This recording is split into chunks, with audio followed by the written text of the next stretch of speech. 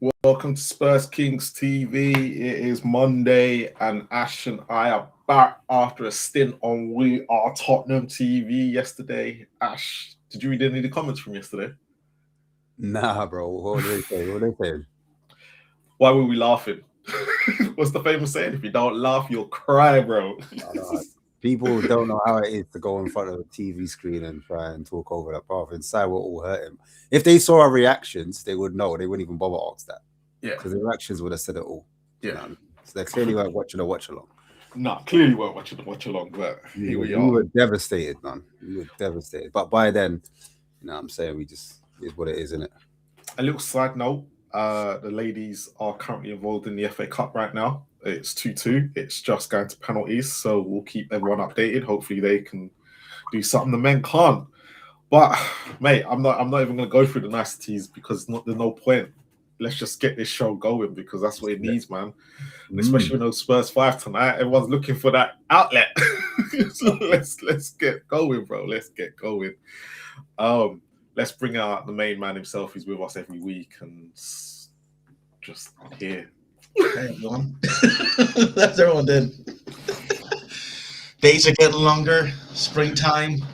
11 games to go, and then we won't have to talk about Spurs again. Bro, we might need to start talking about some of the away trips next year if we're not careful, bro. Exactly. But hey, we can start from. Mate, you know what? Tickets should be cheaper. You know what? In all seriousness, if we go down, please make sure Mir will come up so we can avoid them.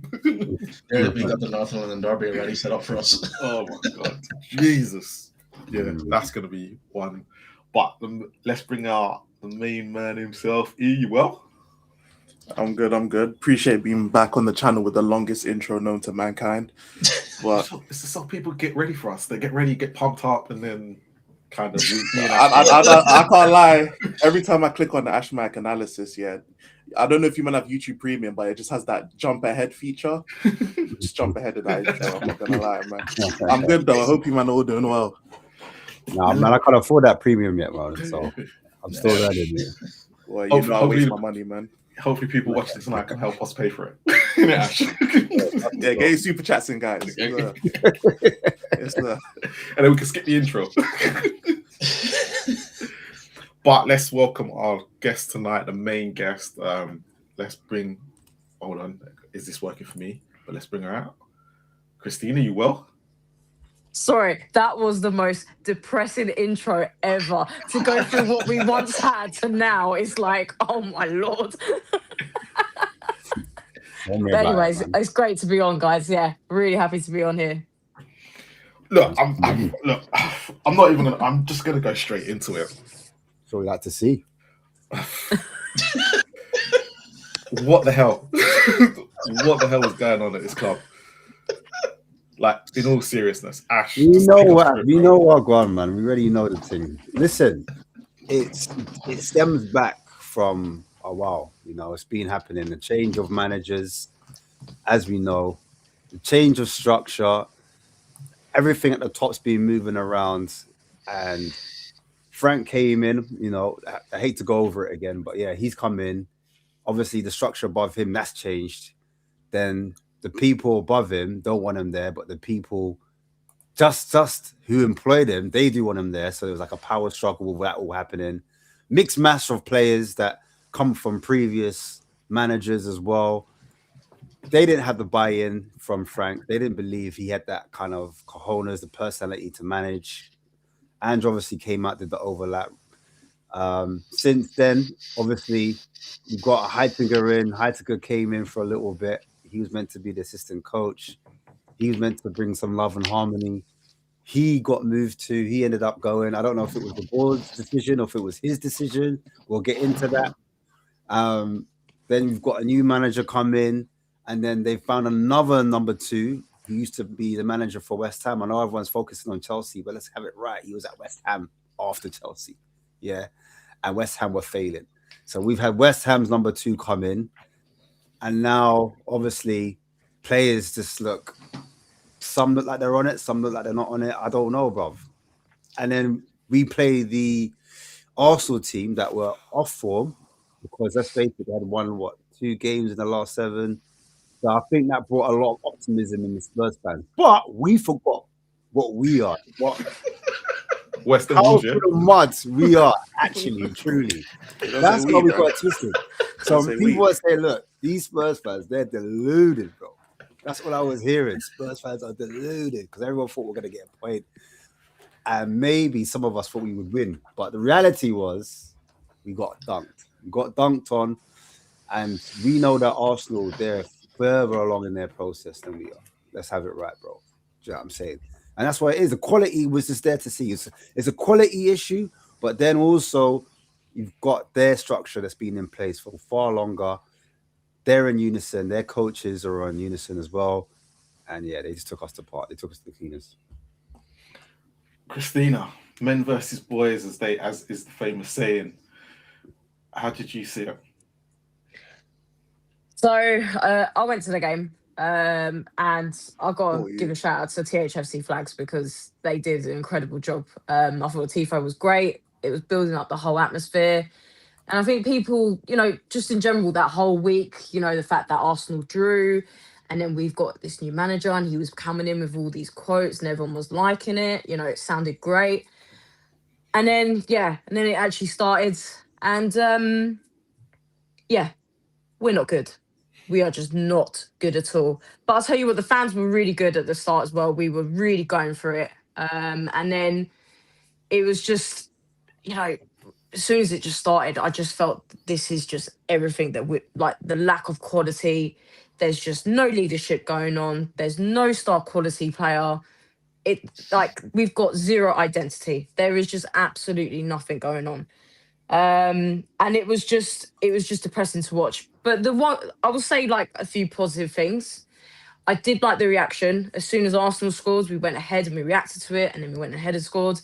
And then again, although it was disallowed, which I'm sure that will come into conversation later. But you know what? Even if it was disallowed, you still go out there and fight for it. Like, you don't stop there. And that's where I'm even more frustrated, is just because this team just don't seem to understand what this derby is, what it's all about, the whole history. And it doesn't matter what position we're in, doesn't matter what position they're in. We want to win. That is it. We want to then give their best performance possible. And I just did not see that at all. And, there is going to be, with the injuries, of course, but I just still want to see us try and give us that best. And I just did not see that at all. It was just very frustrating to watch us. And of course, Eze, he had to go in once again, had to be in. I don't understand it, because he's literally made more marks on the bench than, this whole season for Arsenal. And as soon as he plays us, he just absolutely rinses us, and we just always allow it. The fact that we were so open play to Arsenal, we might as well just pass the ball to them. It was, I just didn't understand it. I did not understand it. It was almost like Thomas Frank ball again. And I think as well, that was another thing, the fact that I wasn't going to be watching Frank ball. It was just, I thought I was going to go in, fresh mind, but it was just all over again. And it just shows actually how bad this team is. And there's just so much work to be done. And the fact that we're now fighting for relegation, God knows what the hell's going to happen to this club now. E, did you do a watch along yesterday? Yeah. After you said you wouldn't, yeah? Did I say I wasn't? Back weeks ago, you said you're going to stop doing these watch alongs. Spurs are putting you in free stress, man. Oh, I guess I lied then, didn't I? Well, I did one, so I guess I lied, didn't I? Well, So go on. I mean, yeah, it was bad, didn't it? I did like the I don't know, it felt better. I know it's the same scoreline, but it felt better watching that game than watching the first game. I get that. It felt better, to be honest. And look, I always knew that Gyökeres was gonna bag, because as soon as we started playing, I'm like, okay, we're playing. It's not even just the high line. It's the insane, like, man marking kind of press that these men were doing. And it's like, yeah, okay, Gyökeres is gonna spin through. Like, how many times is it just poor quality from Arsenal? They try and thread the ball through to Gyökeres, and it's just bad, and Vicario comes and cleans it up. It's just a game that suits Gyökeres to a T, because that's what he was doing in Portugal. Literally just running in behind, and they're just flipping, clarting the ball forward, and he's running and catching it. So, yeah, I get it. I understand we're in the the part of the season where we don't even care about the performances. We just want to win games. We just need points. So we can even get away with having bad performances as long as we get points. And that was a bad performance. I'm not going to sugarcoat it. But I had more confidence in the game than I would have if Thomas Frank would have been here, because I've seen Thomas Frank play Arsenal. I've seen him put 7 man in one line and just pray that we didn't concede. At least we had some sort of front-footedness. At least we actually tried. And I know you said men versus boys, but I'm not giving Arsenal players the title of man when Gabriel's flopping like a ballerina. I'm not doing it. He's not a man. He's not a man. So I'm not going to disrespect ballerinas, actually. But yeah, Gabriel, no, that should have been a goal. I'm not saying we win the game, but making it 2-2 at that point, you know, that's the galvanizing that we need. You can tell, like, the fight kind of drained out of us as soon as that goal got disallowed and then Eze scored that lucky goal, that second goal. We just gave up after that. And it's like, yeah, we have to fight the refs and these Arsenal, man. It's insane. And I'm not even going to act like I'm not going to say Tudor did like the best things or anything like that, or he was perfect and the players weren't perfect either. But I came out of that game really thinking these refs just took the piss out of us. I can't lie. And that's what really like got it for me. Everything Arsenal were doing, it's a foul for Arsenal every time. We're getting pushed, we're getting shoved. I seen on Twitter, obviously, we remember the Ekitike goal where he's basically using Romero as a trampoline and they don't call nothing. Kolo Muani just literally touches Gabriel's back and they call it for a foul. I don't know what's a foul no more. You know, I don't know what counts as a foul, what doesn't count as a foul. The refereeing is so inconsistent with the implementation of VAR that at this point, I'm just kind of waiting for the whistle for every time. Every time someone goes down. Trossard literally jumped to the floor. I know it was a foul on Rice, but like that would be a foul anyway. They would have called a foul for that. Players just fall to the ground and they just call foul and they hold the ball. And I just hate the officiating. There's no consistency at all. And it just killed the game for us, honestly.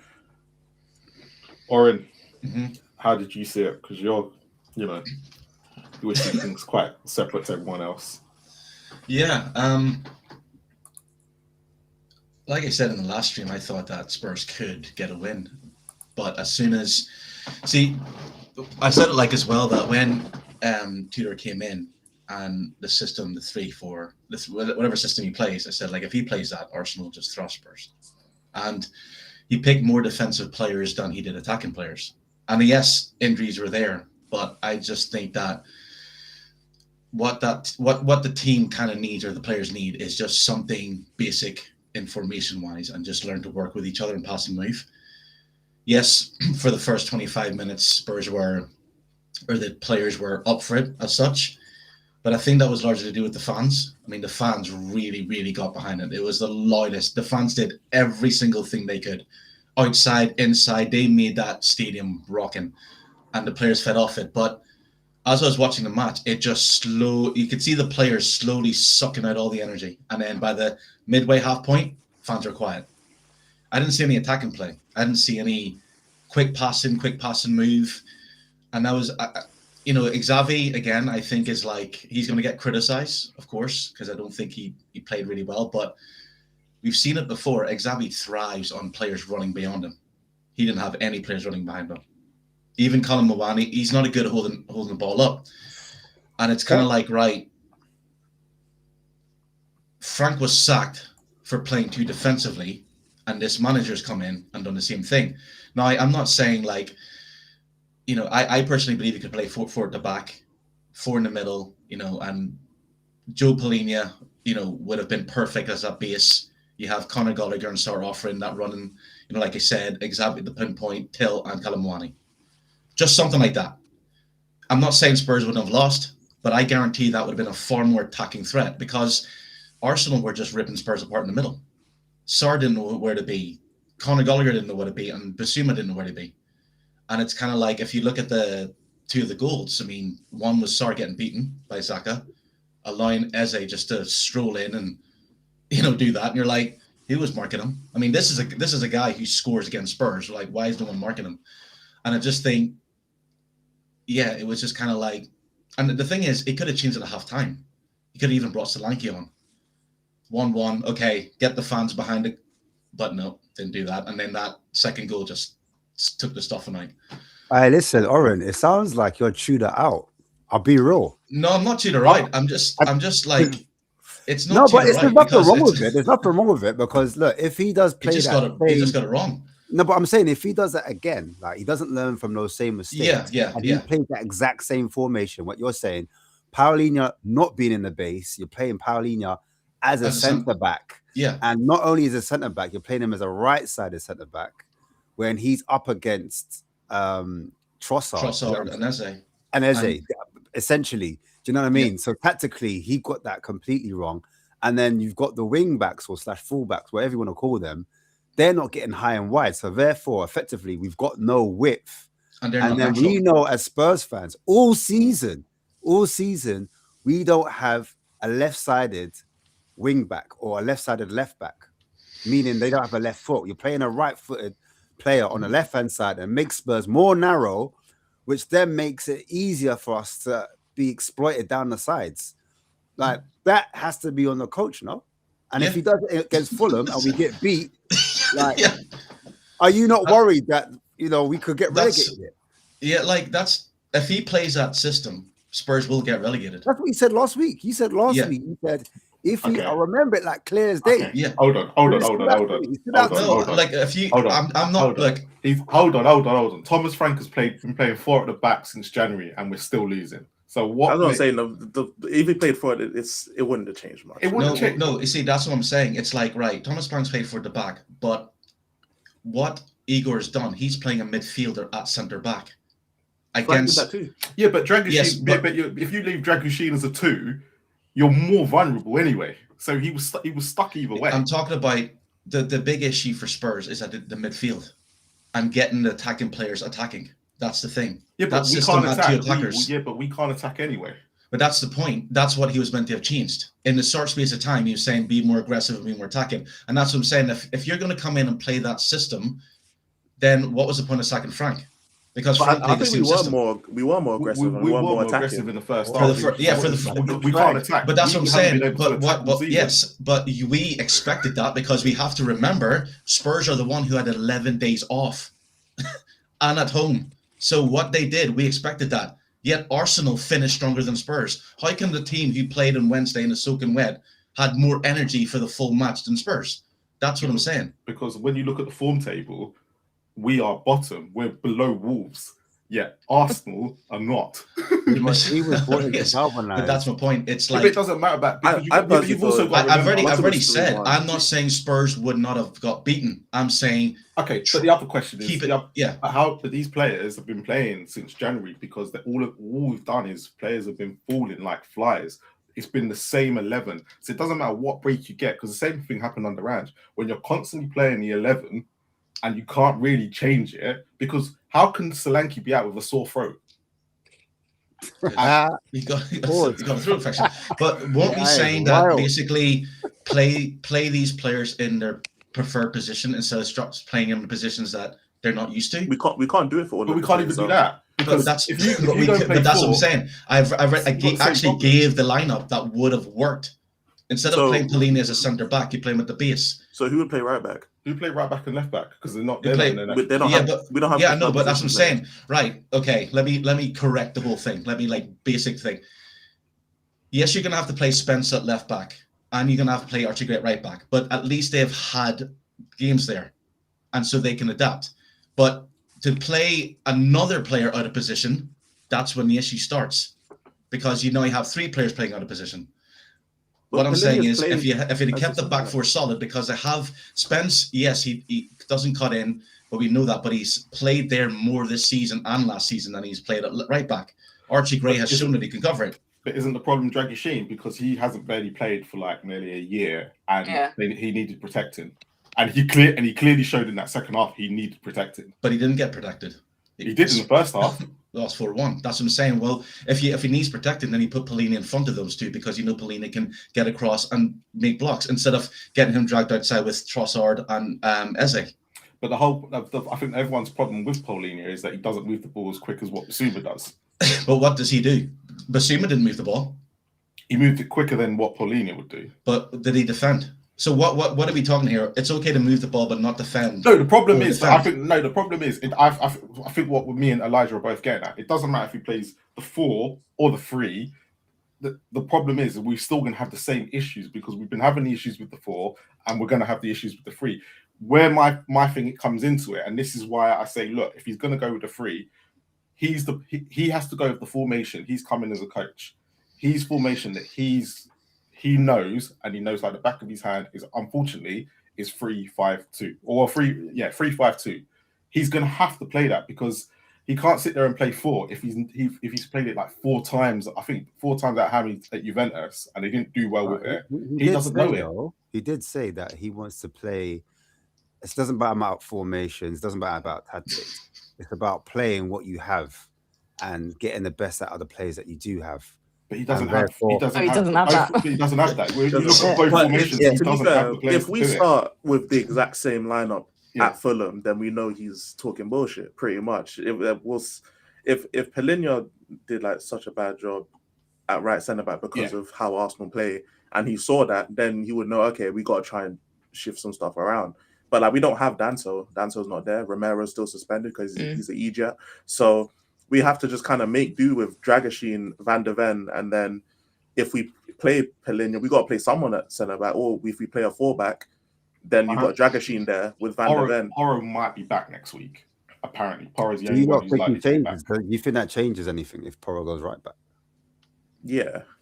We have a bit more. You've got a bit of speed at least, but I think the main one you're forgetting is the fact that Ramiro wasn't even there. Yeah. Didn't even have our own captain, our main defender. Like, literally, you're just picking like the worst bunch. Honestly, we had absolutely no. I don't know if Romero would have even changed nothing. Sorry to cut you in. I didn't mean to. But. It's. I mean, I get really frustrated with Romero. That's for sure. But the fact is, he's our captain, and he should have been there. And he's let us down a number of times now where, he's been banned from all these games. And the one game, like this game, he had to be banned. And I just feel like he should take full responsibility for that. And I actually was looking through the list of how many injured players. And I forget all these players that we actually have. It's insane. Like Kudus, I completely forgot. We had Kudus. He would have been brilliant, I think, for yesterday. Like, he's the type of player we really do need. And it's just actually insane, our injury list. So I don't think it would have made any difference, to be honest. I'll be honest, and I don't think anyone said it yet. I really think that it's this the attitude. I think the players are checked out. Honestly, I think the players just don't care no more, and they're just trying to get to the end of the season. And I don't know if Tudor can come in and fix that. Like, I don't expect him to be a miracle worker and he can just magically change the mentality of the players right now. I think especially the senior players that are still available, Van de Ven being the main one for me, he looks like he just can't be asked. He's just like, I don't care. That game. Yeah, he looks like he can't be asked. Vicario looks like he can't be asked. Even before Romero got suspended, he looked like he can't be asked either. Like all of these senior players, they just cannot be bothered with what's going on. They don't care. So at this point, even if we set them up in a different formation, so I don't even know. Even if they're put in a position to succeed, will they succeed? Because I'm looking at a team that can't be bothered, and it's like, why am I wasting my time watching this team trying to act like I'm bothered when they look like they're not bothered no more? So the question is really, can Tudor get buy-in from his players? If Van de Ven's not responding to him saying, get up the pitch, move up to the pitch, and he gives them one look like, bro, you're not talking to me. You know what I'm saying? You're talking to Dragashin. I don't think he can. Because it's not the 2000s no more. Like, I know Tudor, no nonsense sergeant, played with Zidane. Yeah, does that work? Does that work? No, it don't work, bro. You know what I'm saying? He's 20 years too late. Like, this is the era of player movement. Players can just sit down and say, you know what, I'm not playing. I want to go here. You think no matter what happens, if we relegated or if we survive, Van de Ven will just sit his ass down at the end of the season and say, I want to go Liverpool, and he just won't play, and we have to sell him. That's the era that we're in. Like, players, like, look at Trent. He didn't sign a contract because he wanted to leave. And if he signed a contract, there's no guarantee. But you think his head's been turned then? You think his head's been turned? I think Van de Ven can't be bothered, innit? You know what I'm saying? He's done. You know what I'm saying? He could probably allow 1 year of this with a trophy. He could probably allow 1 year. He looked very like him and Romero both looks like tuned in at the start of the season, because obviously they assumed it'd probably be a one-off, and like I guess the other senior players too. But regardless of whether we get relegated or not, a lot of our senior players are just going to look at this like, bro, we can go to any team. Yeah, any of these teams would want us. Like Liverpool will want us, United will want us, Real Madrid or Atletico, whoever. We forget Romero sat down in the training thing and did an interview last season about wanting to leave. And then he stayed because we won the trophy. Like, we forget these things. These men have been wanted to leave. They're just staying because it's in their contract. But either way, they're going to just look at this and be like, we can't be bothered. We're just going to sit down and not play, and you have to sell us. Because the longer we... For what I remember, basically, Tudor's supposed to be the bad guy. He's meant to be bad cop. And then I think Saltor, whatever his name is, the assistant coach we brought in, he's meant to be doing like good cop, innit? You know what I'm saying? So he's meant to be the softer one that the players come to. But look, I don't think that's gonna work. Like, Oren's laughing already because he's just like, bro, this is a disaster. Do you think Tudor learned? Because Tudor said there's a lot more problems than meets the eye of what. Yeah, he called it out. He called it out straight away. Yeah. So I think he's looking at it going, I can't be bad cop here because I need these players to actually just turn up on this football pitch. He basically, look, this ain't me, you know. Look, anyone that wants to re-employ me later on, this ain't me. It's not on him. And I hear it personally. Because that's a different level. like, but you even look at these players and like, this is something that I'm not even going to act like this is my point. This is what Oren's been saying for ages, for as long as I've known him. But like, if you look at, like, for example, Romero's the biggest advocate of this.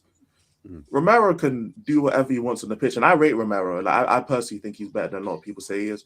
But like, I'm not gonna act like Romero doesn't do fuckery on the pitch, and then he'll call out the board, and then everyone's like, "Oh my god, we love Romero."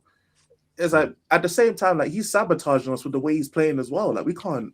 Romero's been clutch for us. On that though, do you think that's more down to because he's frustrated with the players that he's playing with? Because we don't see this petulance really for Argentina. We only ever see it in the Spurs shirt. No, I definitely agree. But if he's your captain, you expect some level of professionalism. But also, he does this. Yeah, that. But he does this. It's not a surprise to me that he does this whenever he's performing badly.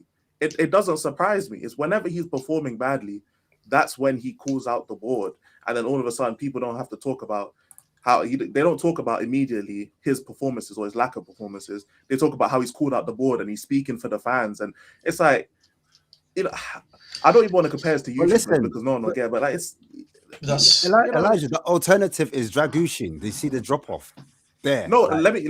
I rate Romero, but what I'm saying is that Romero, even though he's, like, in my opinion, a very good player, he also contributes to the problem of he can do whatever he wants, but because he's a certain caliber of player and he calls out the board when he wants to, he can just get a free pass for it. But he hasn't been getting. I don't think he has been getting a free pass. I think a lot of people. I was going to say, he doesn't get a free pass, not from the fans. But when it comes to, like, whether it was dealing with managers, like, he did the same. He did it with Ange. He's done it with Frank.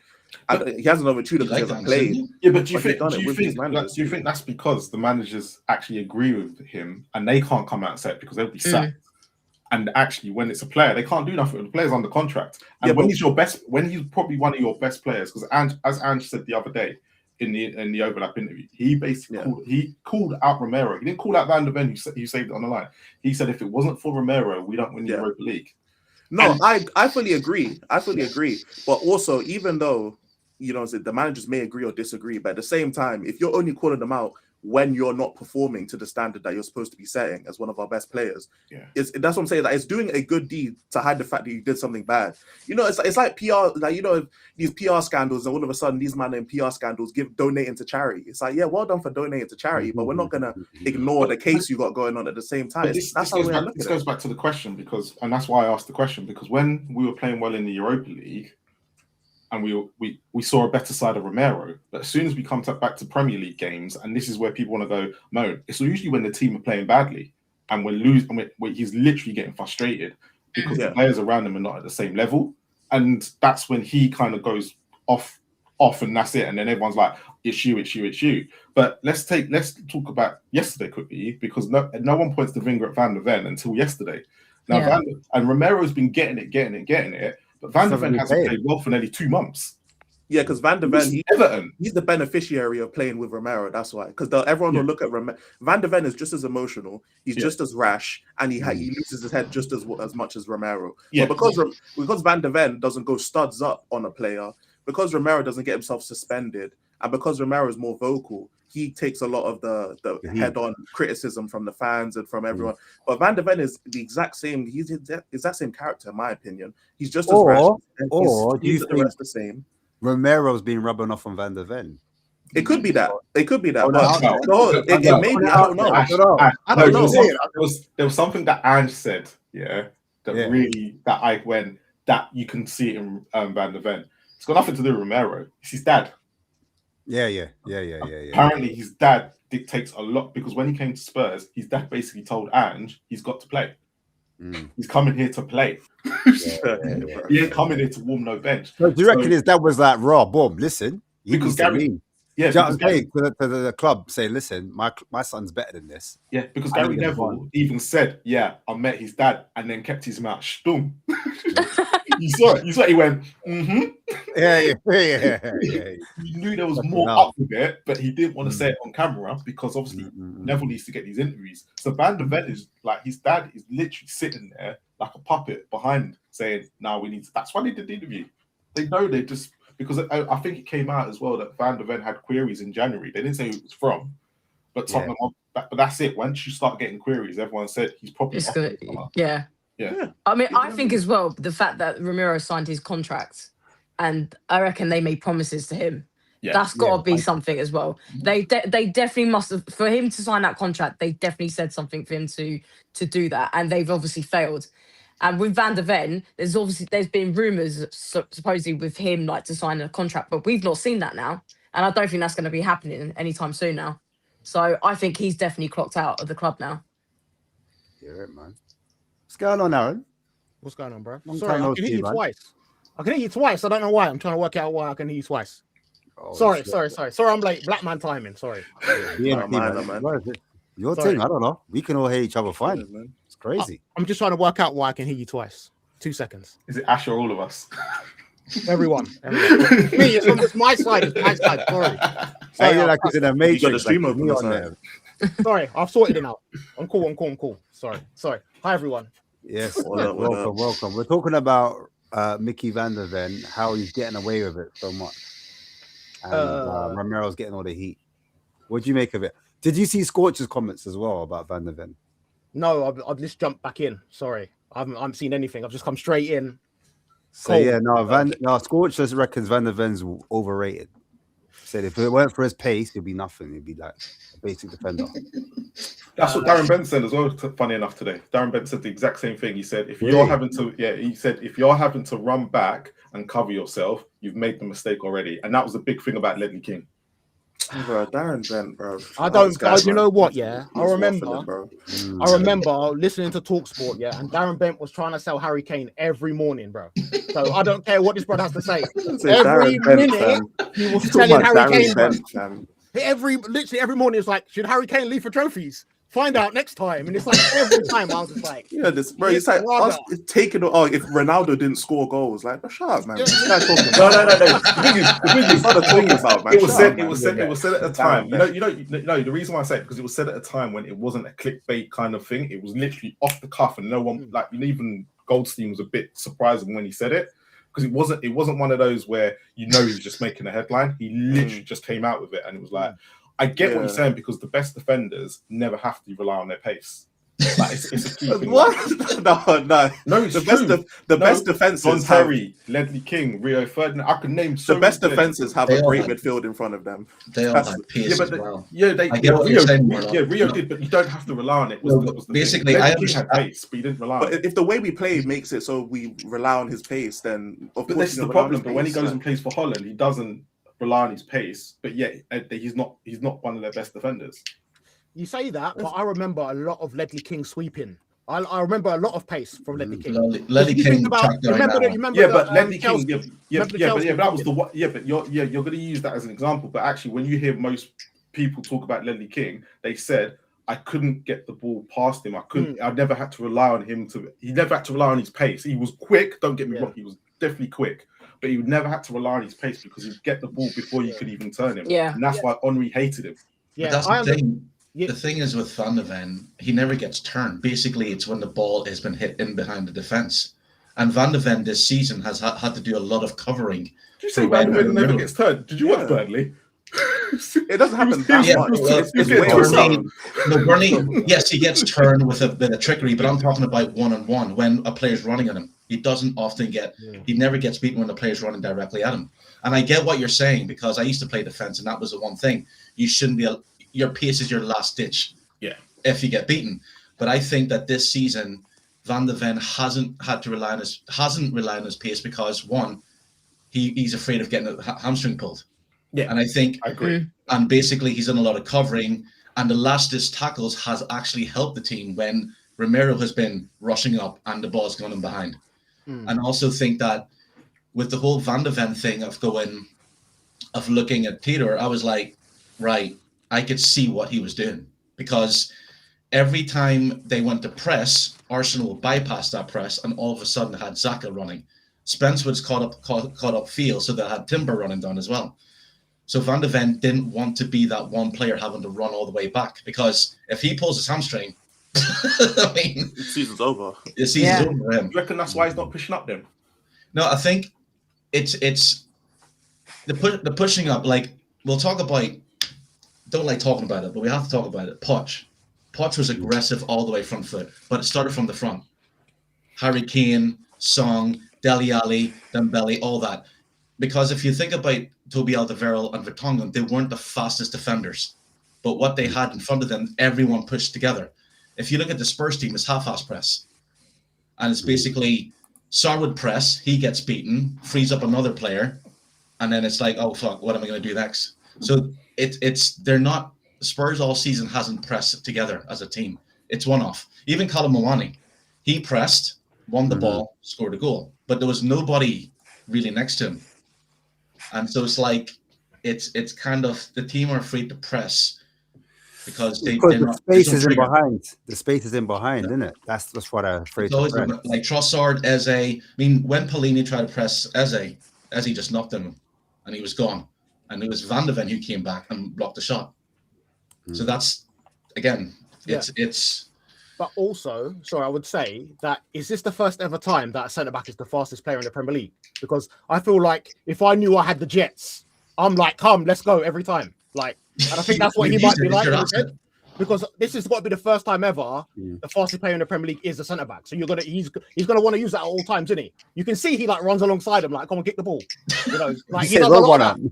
Yeah, he's like, come on, kick the ball, let's go. Like, there's a lot of that. So maybe it's in his mind as well, you know. That's why he defends the way he does, because he's probably always defended with pace. You know, as he gets older, he might, you know, when he slows down, he might start learning, you know, the proper basics. But right now, he's just, you know, he's got the just sweeper because he's got the pace. Yeah, so yeah, he can learn off. If he goes to a different club, he'll have other defenders to learn off, of course. You know what I mean? But right now, he's a Spurs player, isn't it? And he's gone though, isn't he? He's definitely gone. We need him to fight. Well, I know he's gone, but we need him to fight for now, isn't it? For now, we've got Fulham coming up. The Spurs get relegated. The whole team is gone if they get relegated. I would drop him. So it's like, that's why we're not coming back up. We'll be academy players. I know Vicario will stay. Vicario wants to go into Milan, bro. Here, at least the quarterfinals, the women. I'm just going to switch to supporting women football. Yeah. Football's that. Congrats to the girls. Yeah, they got 3. To be fair, their recruitment has been spot on for the last how many years. So good. So good. Really good. We've done really good in that. I don't know why I'm like ignoring the men's, but yeah. At least the women are. I don't mind ignoring men. I don't mind. Probably the best thing I don't mind ignoring men for a bit. Yeah. The best thing I do today, bro. You know what I'm saying? Hey, serious question though. In the panel, who thinks we're getting relegated? That's what I want to know. One. I'm like, 50, just know, if we get relegated, you'll never see me ever again. I'm gonna become an Arsenal hater. That's good. I'm not even gonna be a Tottenham fan. Yeah, literally, innit? It'll be every other team against Arsenal to July. I'll be applying for an Arsenal away season ticket holder. I'll be in the away end every week. Trust me. The hate is real, boy. I'll just go back to being a football fan. Don't support any team.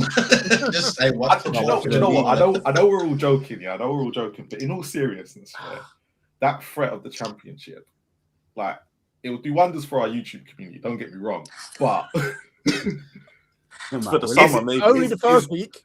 Only the first week, brother. Yeah, no. When we're getting battering every week, all the Premier League rivals will be tuning in. Chelsea, West Ham, and Arsenal will be there every week. Sure? You know, I'm sure, because I remember after Ange's 17th loss, no one was saying anything. It was a tumbleweed. That's because we're still in the Premier League. This time we're going to be getting pummeled by Lincoln and teams like that. So it's going to be totally different. I can go watch Watford because I'm my local's Watford, in it. So at least I can watch Spurs Watford, you know, in their way. And £35. And we can all go to the games because the tickets will be cheaper. That's what I was saying. With the good side of things. The prices, Oren.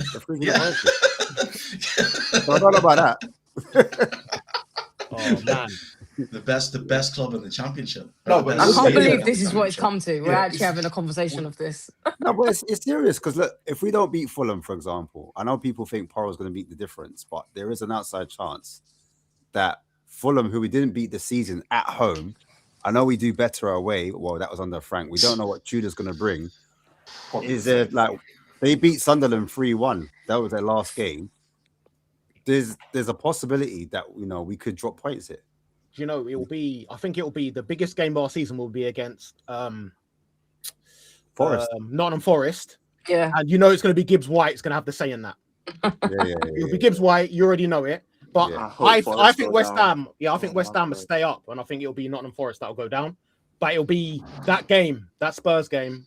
Is it home or away? It's at home, innit? That's the problem. That's the big. I'd rather be away. Yeah. We don't even want to be at home. That's I'd rather. I know we lost 3-0 at the City Ground in December, but I'd rather be away from home. The fact that we're saying it's at home and that's fucking bad. The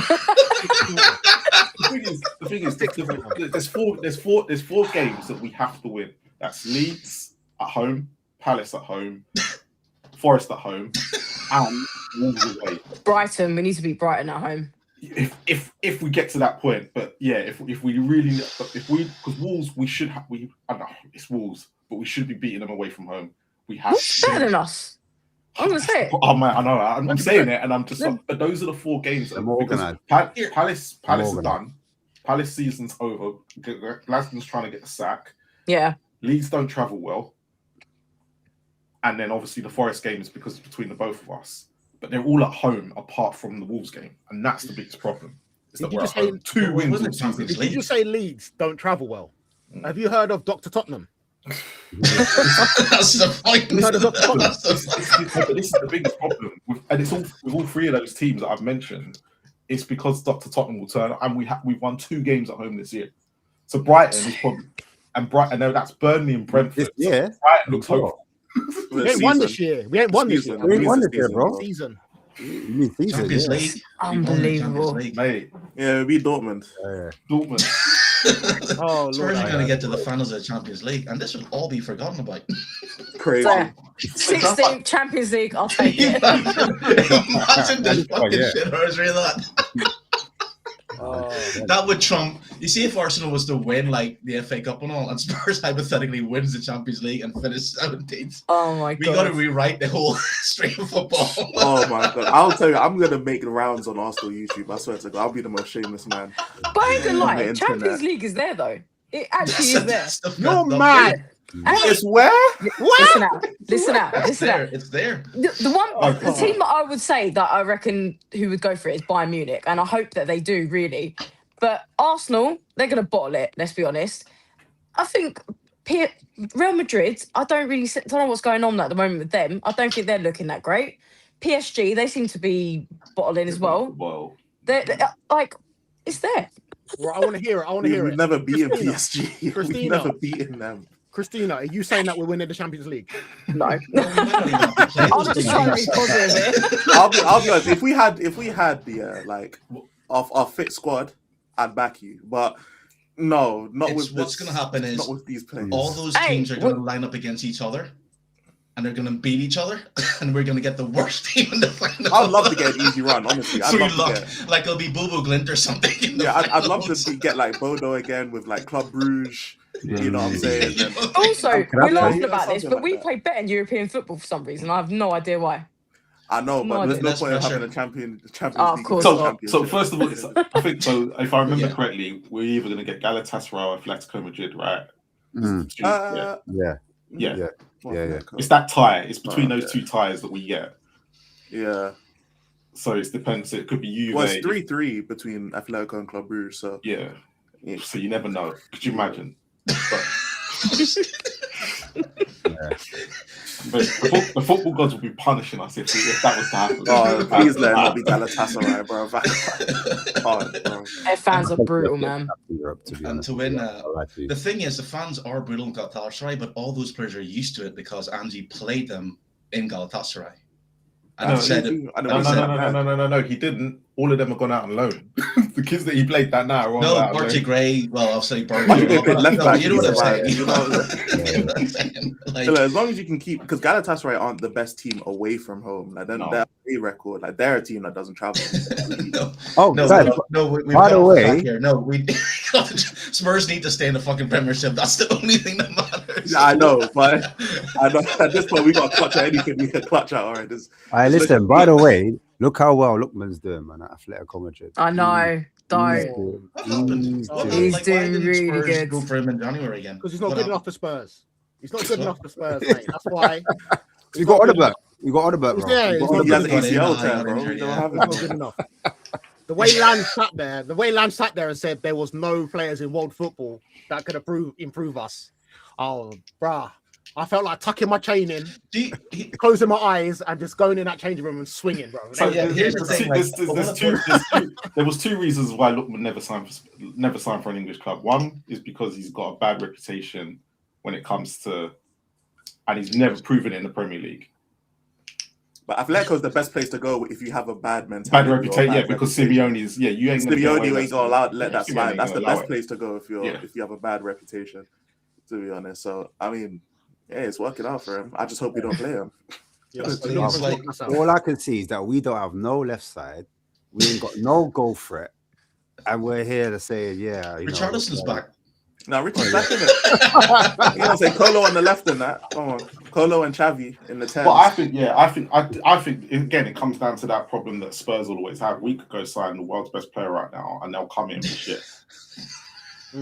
As per usual. Yeah. Well, in that case, then, why are we moaning about the January window then? Really, why are we ever going to sign anyone? It's either they become so bad or they just get injured. This is what Tottenham do to you. They make you believe that there's no one out there that could improve Spurs. Yeah, so therefore, with that logic, Langer is doing a fantastic job. Keep him here. No one don't make no noise when he don't. Here's the thing, because I was thinking about this like the last stream. Spurs fans say they want more transparency from the club. Mm-hmm. But every time Vinay or Lam say something, it just fucks things up even more. And in the words of Tony Soprano, maybe they just need to shut the fuck up and let action do the talking. Because every time Lam, like, oh, there's no player in the world we could have gone in. Let the actions do the talking. They must have said musical statues or something. It's just Enoch look at them and go, do it, PR stunt. That's it. Let's like, oh, we're going to say this. You know, you don't see any of the top clubs. Yes, they might get slated, but they don't say anything. They back it up. We're going to bring you this player in. You're going to bring you this player in. That's what Enoch needs to do. You see you using Lange and Vinny as the, oh, yeah, we're going to try and we're going to do this, and then don't do it. It's pointless. Oren, the fact that you take out Romero and you take out Porro, and we don't have a single player that can progress the football, tells you everything about their footballing knowledge and their ideals to actually build a club. Do you know what I'm saying? We had no one on that team. The club is built. Gallagher. It's building a team. The club is built. The physical aspects of the club is built. No one can deny that. But they don't have aspects of how, and maybe they go, right, it's easy. We just go to this player and do this, and then that's it. But they're finding out, no, it's not that easy. It's a lot more difficult. And it's like Lange should know this. Yeah, it's again, it's, hey, do you want to come to Spurs? They're 17th at the moment. We might do good. You know, and players don't sign for the club anymore. They sign for the money. That's what they sign for. and it's even more so now. And it's kind of like, you say that, but we offered not- Semenyo more. We offered Semenyo more, and he went to Man City. yes, I know that, but like he did go to Man City, but it's probably how much more did Spurs offer? You're talking about a club who's never done this before. And why did they? I mean, Semenyo wanted to go to Man City from the start of the season. So why go for him? Why not go for a player at his caliber and say, right, we'll match his wages? If they have the wages to go for, it's like, we know you don't want to come to us, but we'll try. And then that will appease the fans. And the fans went, no, you're just dodging here. Because that's what they do. And I think if they bring Poch back, that's exactly what Inigo will be doing. We'll be dodging. They'll bring like 2 players in, fans will get all emotional and, oh my God, it's back. And then it's like, wait a minute, Spurs haven't actually signed any good players. Does anyone want Poch back here in the panel? What's the point, bro? I don't see the point. It's going to be exactly the same. It's kicking the can down the road. We need to get over it. We need to get over it. Fans keep saying it. Stop holding on to those memories. I get it. It was lovely, but move on now. We've got to stop. It's just what difference is it even going to make? What is Poch going to do with this team? Like, I ain't gonna lie. What's with 13 players available? What the hell was Poch going to do, fam? Like, nah. Did anybody watch the video me and Ash did? And we went through the 2 squads. Yeah, but that's you two. That's not Poch. No. But we went through the 2 squads, and he had a better squad last time round than he does this time round to work with. That's what I'm saying. Like, what's he gonna do with these teams? With this team, there's not much he can do with it. Like, it's magic, there's no players available. There are no He'll players get Dali back. What? He'll convince Romero to stay because he's Argentine, bro. That sounds gonna work, bro. It ain't gonna work. Different era, man. It's like you even said, these players, like, they know they can play shit and get away with it. Wait. Yep. Are we saying you'd rather have Igor Tudor than Poch? Is that what we're saying? I'd rather have a built team before we go and get a. No, but that's like saying, would you rather have Thomas Frank? It doesn't work like that. I'd rather we actually sign some players, wants to come bro. back. I'm saying Poch wants to come back. But it's not a case of if we don't pick Poch, it's Tudor. There isn't. There's like I think there's other. I think that's why they're waiting because Spurs have a choice. They have too many. Like they can go for. Let me find it. They have to go for someone who the players will respect. I don't think any of those players will respect Poch. It's like, so what? You did that, but you never won anything. It's not even that. It's just like these players weren't around when Poch was around. Like, there's no one to link them. Yeah. So there's no link. Oh, Ben Davis. He's still there. Oh my God. What's he gonna? He's gonna limp with the crutch and that with his broken leg. Everybody. Like, Ben Davis is a legend. There's like he has something towards us as fans because we've always been here. But in terms of the players in the dressing room, Poch ain't done nothing for them. Like, what's Poch done for these players? He ain't done nothing. He's just another manager. Gallagher. It's got Gallagher. That's it. It's got Galadog. The Galadog. That's the ESPN, bro. You don't trust ESPN. Yeah, no, you know what? I saw it somewhere else. I can't find it. But I read it on a different article. That was that Alistair Goal interviewed Lang, and that's not what he said. He was asked, could Igor Tudor, and he says, no, we're not even thinking about that right now. Yeah, I don't knew it, man. We're just thinking about the end of the season, and when we come to the end of the season, we'll see. Find a proper link. Yeah, but it's he's signed a contract to go after 6 months. They're not looking at him. They're not keeping him. You know, I think it was Chris Carolyn. You know, I think it was. But I can't remember who the source from. Carolyn, man. We don't trust them, bro. So who's the perfect manager though? Who's the guy? Who is the guy? Fuck knows. I don't know. No, what there is known until those owners are gone. And Lange and Vinay. There's no perfect manager when we have a team that's dysfunctional and injured. Like, we need to figure out we need to find out who's going to leave and who we're going to bring in. That's what we need to figure out first. Like, we need to figure out what's going to happen. Before bringing in the manager. But the owners don't cater to the manager anyway, regardless of who it is. Which manager has been catered? I'll ask you all a question, yeah, right? And think about it wisely. And are we the problem as fans? Because everything we've asked for, I think we set our standard way too high. No, look, listen.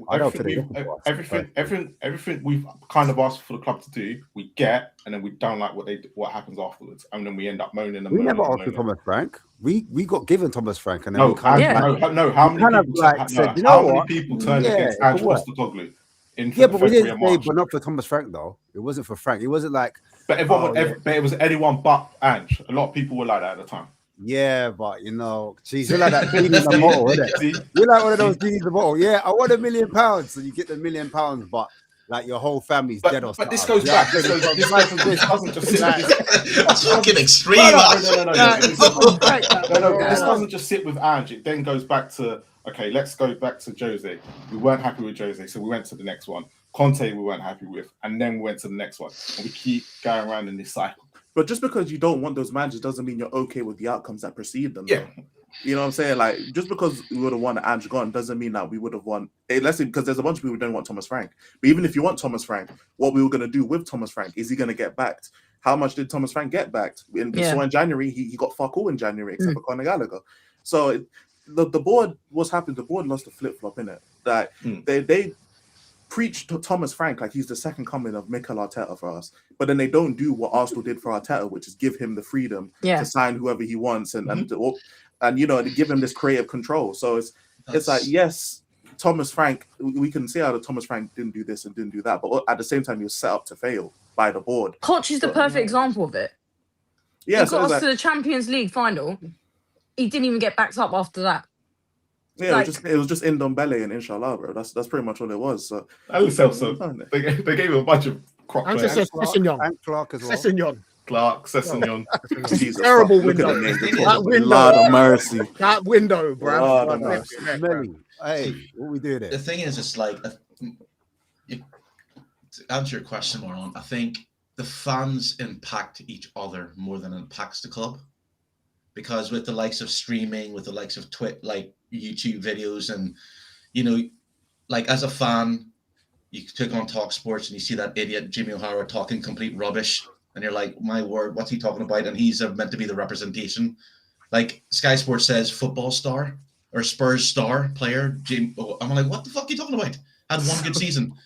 So I think that's like that for Wolves. He was giving it for free, and it's basically like, I think the fans affect each other and they start to go against each other in opinions. And then, Ash, you said it at the start, will we give Thomas Frank time? And I think I said nope, as soon as things go sliding. So it's kind of like the fans, now the fans are saying, we want the fans who want Poch back. We're happy to have Poch back, finish 11th because we'll feel good about ourselves. You're like, right. So you don't want to win trophies and titles. Because you're right, Marlon. Like we said last season, they turned against Angie. Do you know what it is, Oren? I think what it is that where we are now and where we could be or where we ought to be is far from reality, if that makes sense. So when people are saying, it's not like no one doesn't want trophies. Everyone wants trophies. But to say we get trophies from our next manager the following season is a pipe dream, if you're being real. Do you know what I mean? It can happen, but the likelihood of that happening, a manager coming in the first season and winning trophies under Tottenham, I'm talking about. I'm not talking about Liverpool. I'm not talking about City. Like, we're a different animal. We're a different beast. We're kind of like a wounded beast. So the amount of fixing that we need to be done. And I think most fans, they wanted after Poch and after Ange, a similar progressive manager. Now, Thomas Frank wasn't that. And I think Nuno Espirito Santos wasn't that either. Both good managers, but in terms of philosophy and style for what the fans wanted, they kind of went against that. And I think that's the reason why your Mourinho's and your Poches failed, because they're not in line with what the fans wanted. And then from what I heard from most fans, in terms of recruitment, they said they wanted a number 6, but the type of 6 they wanted was someone that can progress the ball from deep, so a deep line playmaker. And then most fans were saying we needed a left-sided backup, or someone that can compete at least for Van der Ven, or a left back, an actual left back that has a left foot, so that we can go on the outside that can open up the space for Xavi, because Xavi's got no space to run into. No support. We're so narrow. He's got no support because we're so narrow, because we don't have an overlapping left-sided left back. So those are the main things over even the strikers. I heard that from some fans. They want the striker as well, but those were the main things I used to hear from fans. And since Son went, people were dying. We need a Son replacement because Xavi's not really a left winger, but we're playing Xavi there at times, or we're playing him in as a false 9 behind whatever striker we have, like we did yesterday. So go on, sorry, I'm cutting you off. No, you're not. You're absolutely right. And again, that's what I'm saying. I think what fans want it's, you know, I would like Spurs to sign world-class player every flipping January transfer window or summertime, but it's not realistic. That's Yeah, not not going to happen. necessarily world class You know player. what I mean? Right profile. And it's even getting profile. it's even getting, but like Marlon has said as well, Spurs could go out and spend, again, classic example, Ndombele. He could have been the best player in the world. Yeah. Spurs' most expensive signing. Comes to Spurs. I mean, you had Jose Mourinho going to meet him at his apartment during COVID to take him training. Yeah. I mean, and Elijah spot on as well. Players' mentality today is not the same as it was years ago. And they look at Spurs and they want to be, we were talking about this, and this might go off a little bit off topic, but we're talking about the German team. I know this may not be the best thing, but watch the German football team has declined over the years, and they used to be machines and robots. But there was this guy who was watching, and he went to all the amateur German clubs, and he said, right now, the players, even the youth players, are pampered. Before, players used to have to polish the boots. They had to earn the right. Was it closer? Was it closer? No. I think Closer said this. It might have been Closer as well, but it was another guy who went. But he said, like, it got to the point. What's the point is, young players are asked to send photographs of what their room looks like, and their dorm will be done in that fashion. Their clothes are ironed, and this is happening to the young players. When I see the Spurs training videos and everything, the players walk in, they can sit, have whatever want to eat. It's all pampered. Everything is pampered. There is not. When was apart from Kane, maybe Son, I've yet to hear a Spurs player say, I want to be the best. Like, I know Kuliveski said it, but he's injured.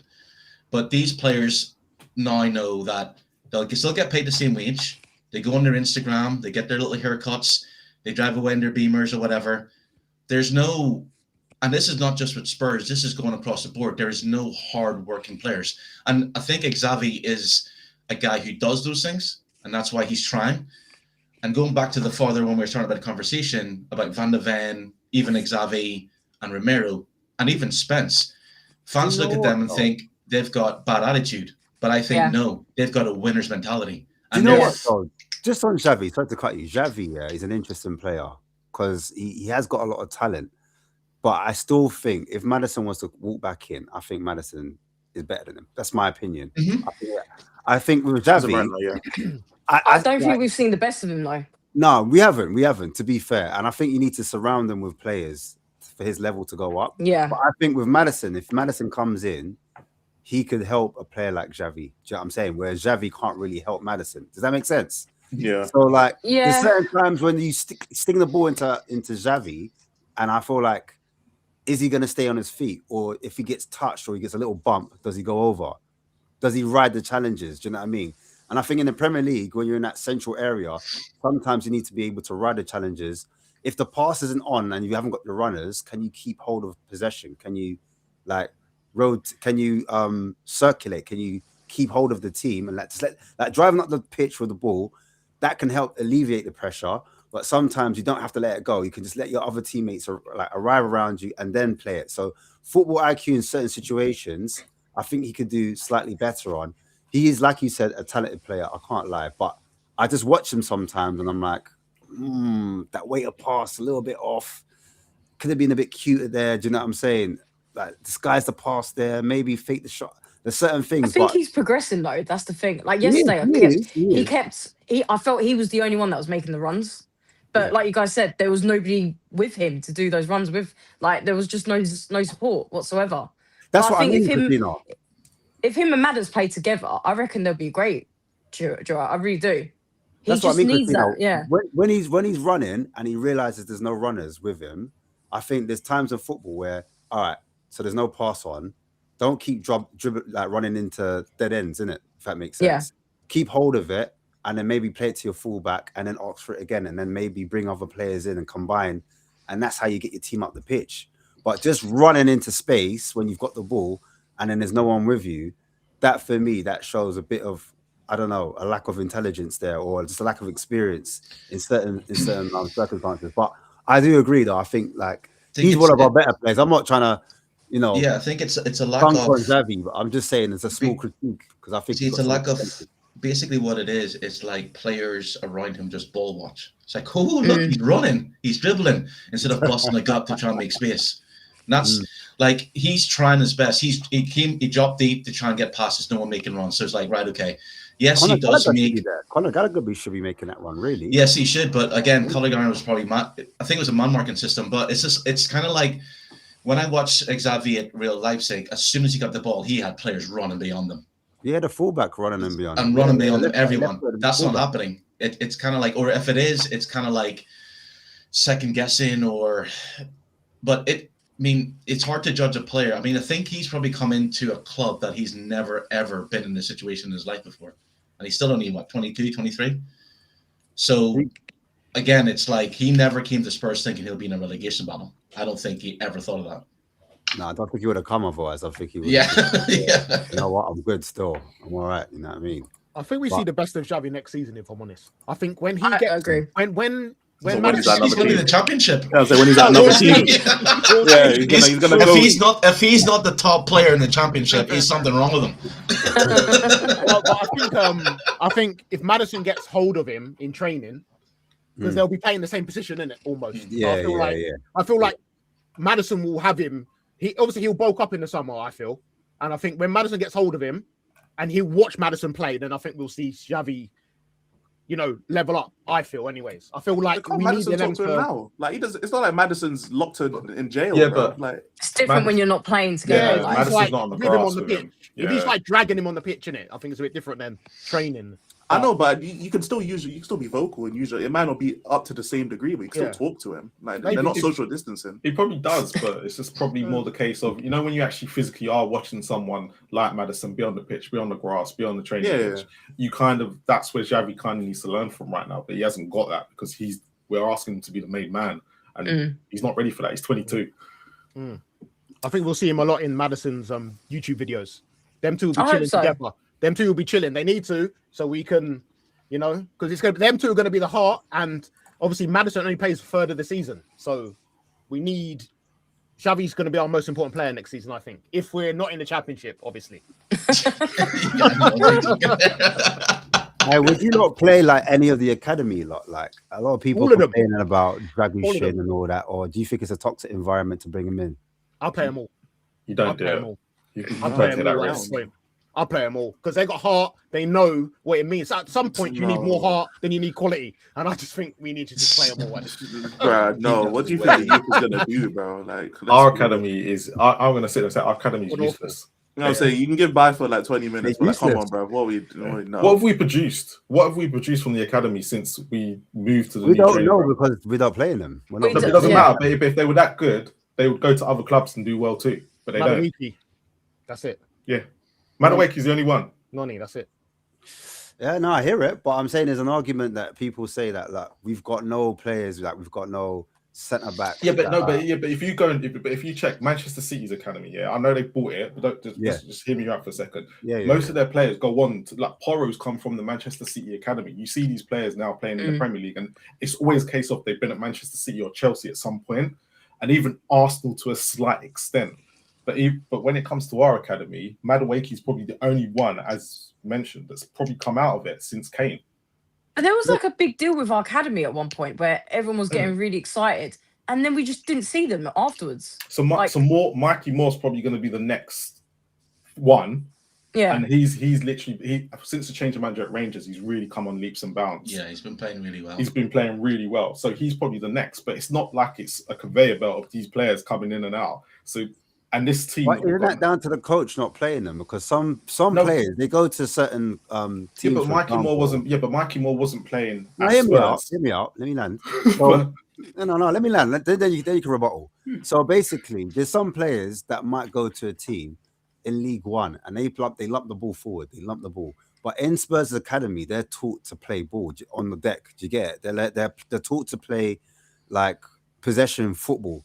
They go to League One, they go to Championship, and the gaffer says, all right, I want you to play left back for this position. You know what I mean? Donnelly, I want you to play left back, but Donnelly's like, he's a number 10. All of a sudden, like the gaffer's not fancying them because they want to do long ball all the time. They want to do long ball.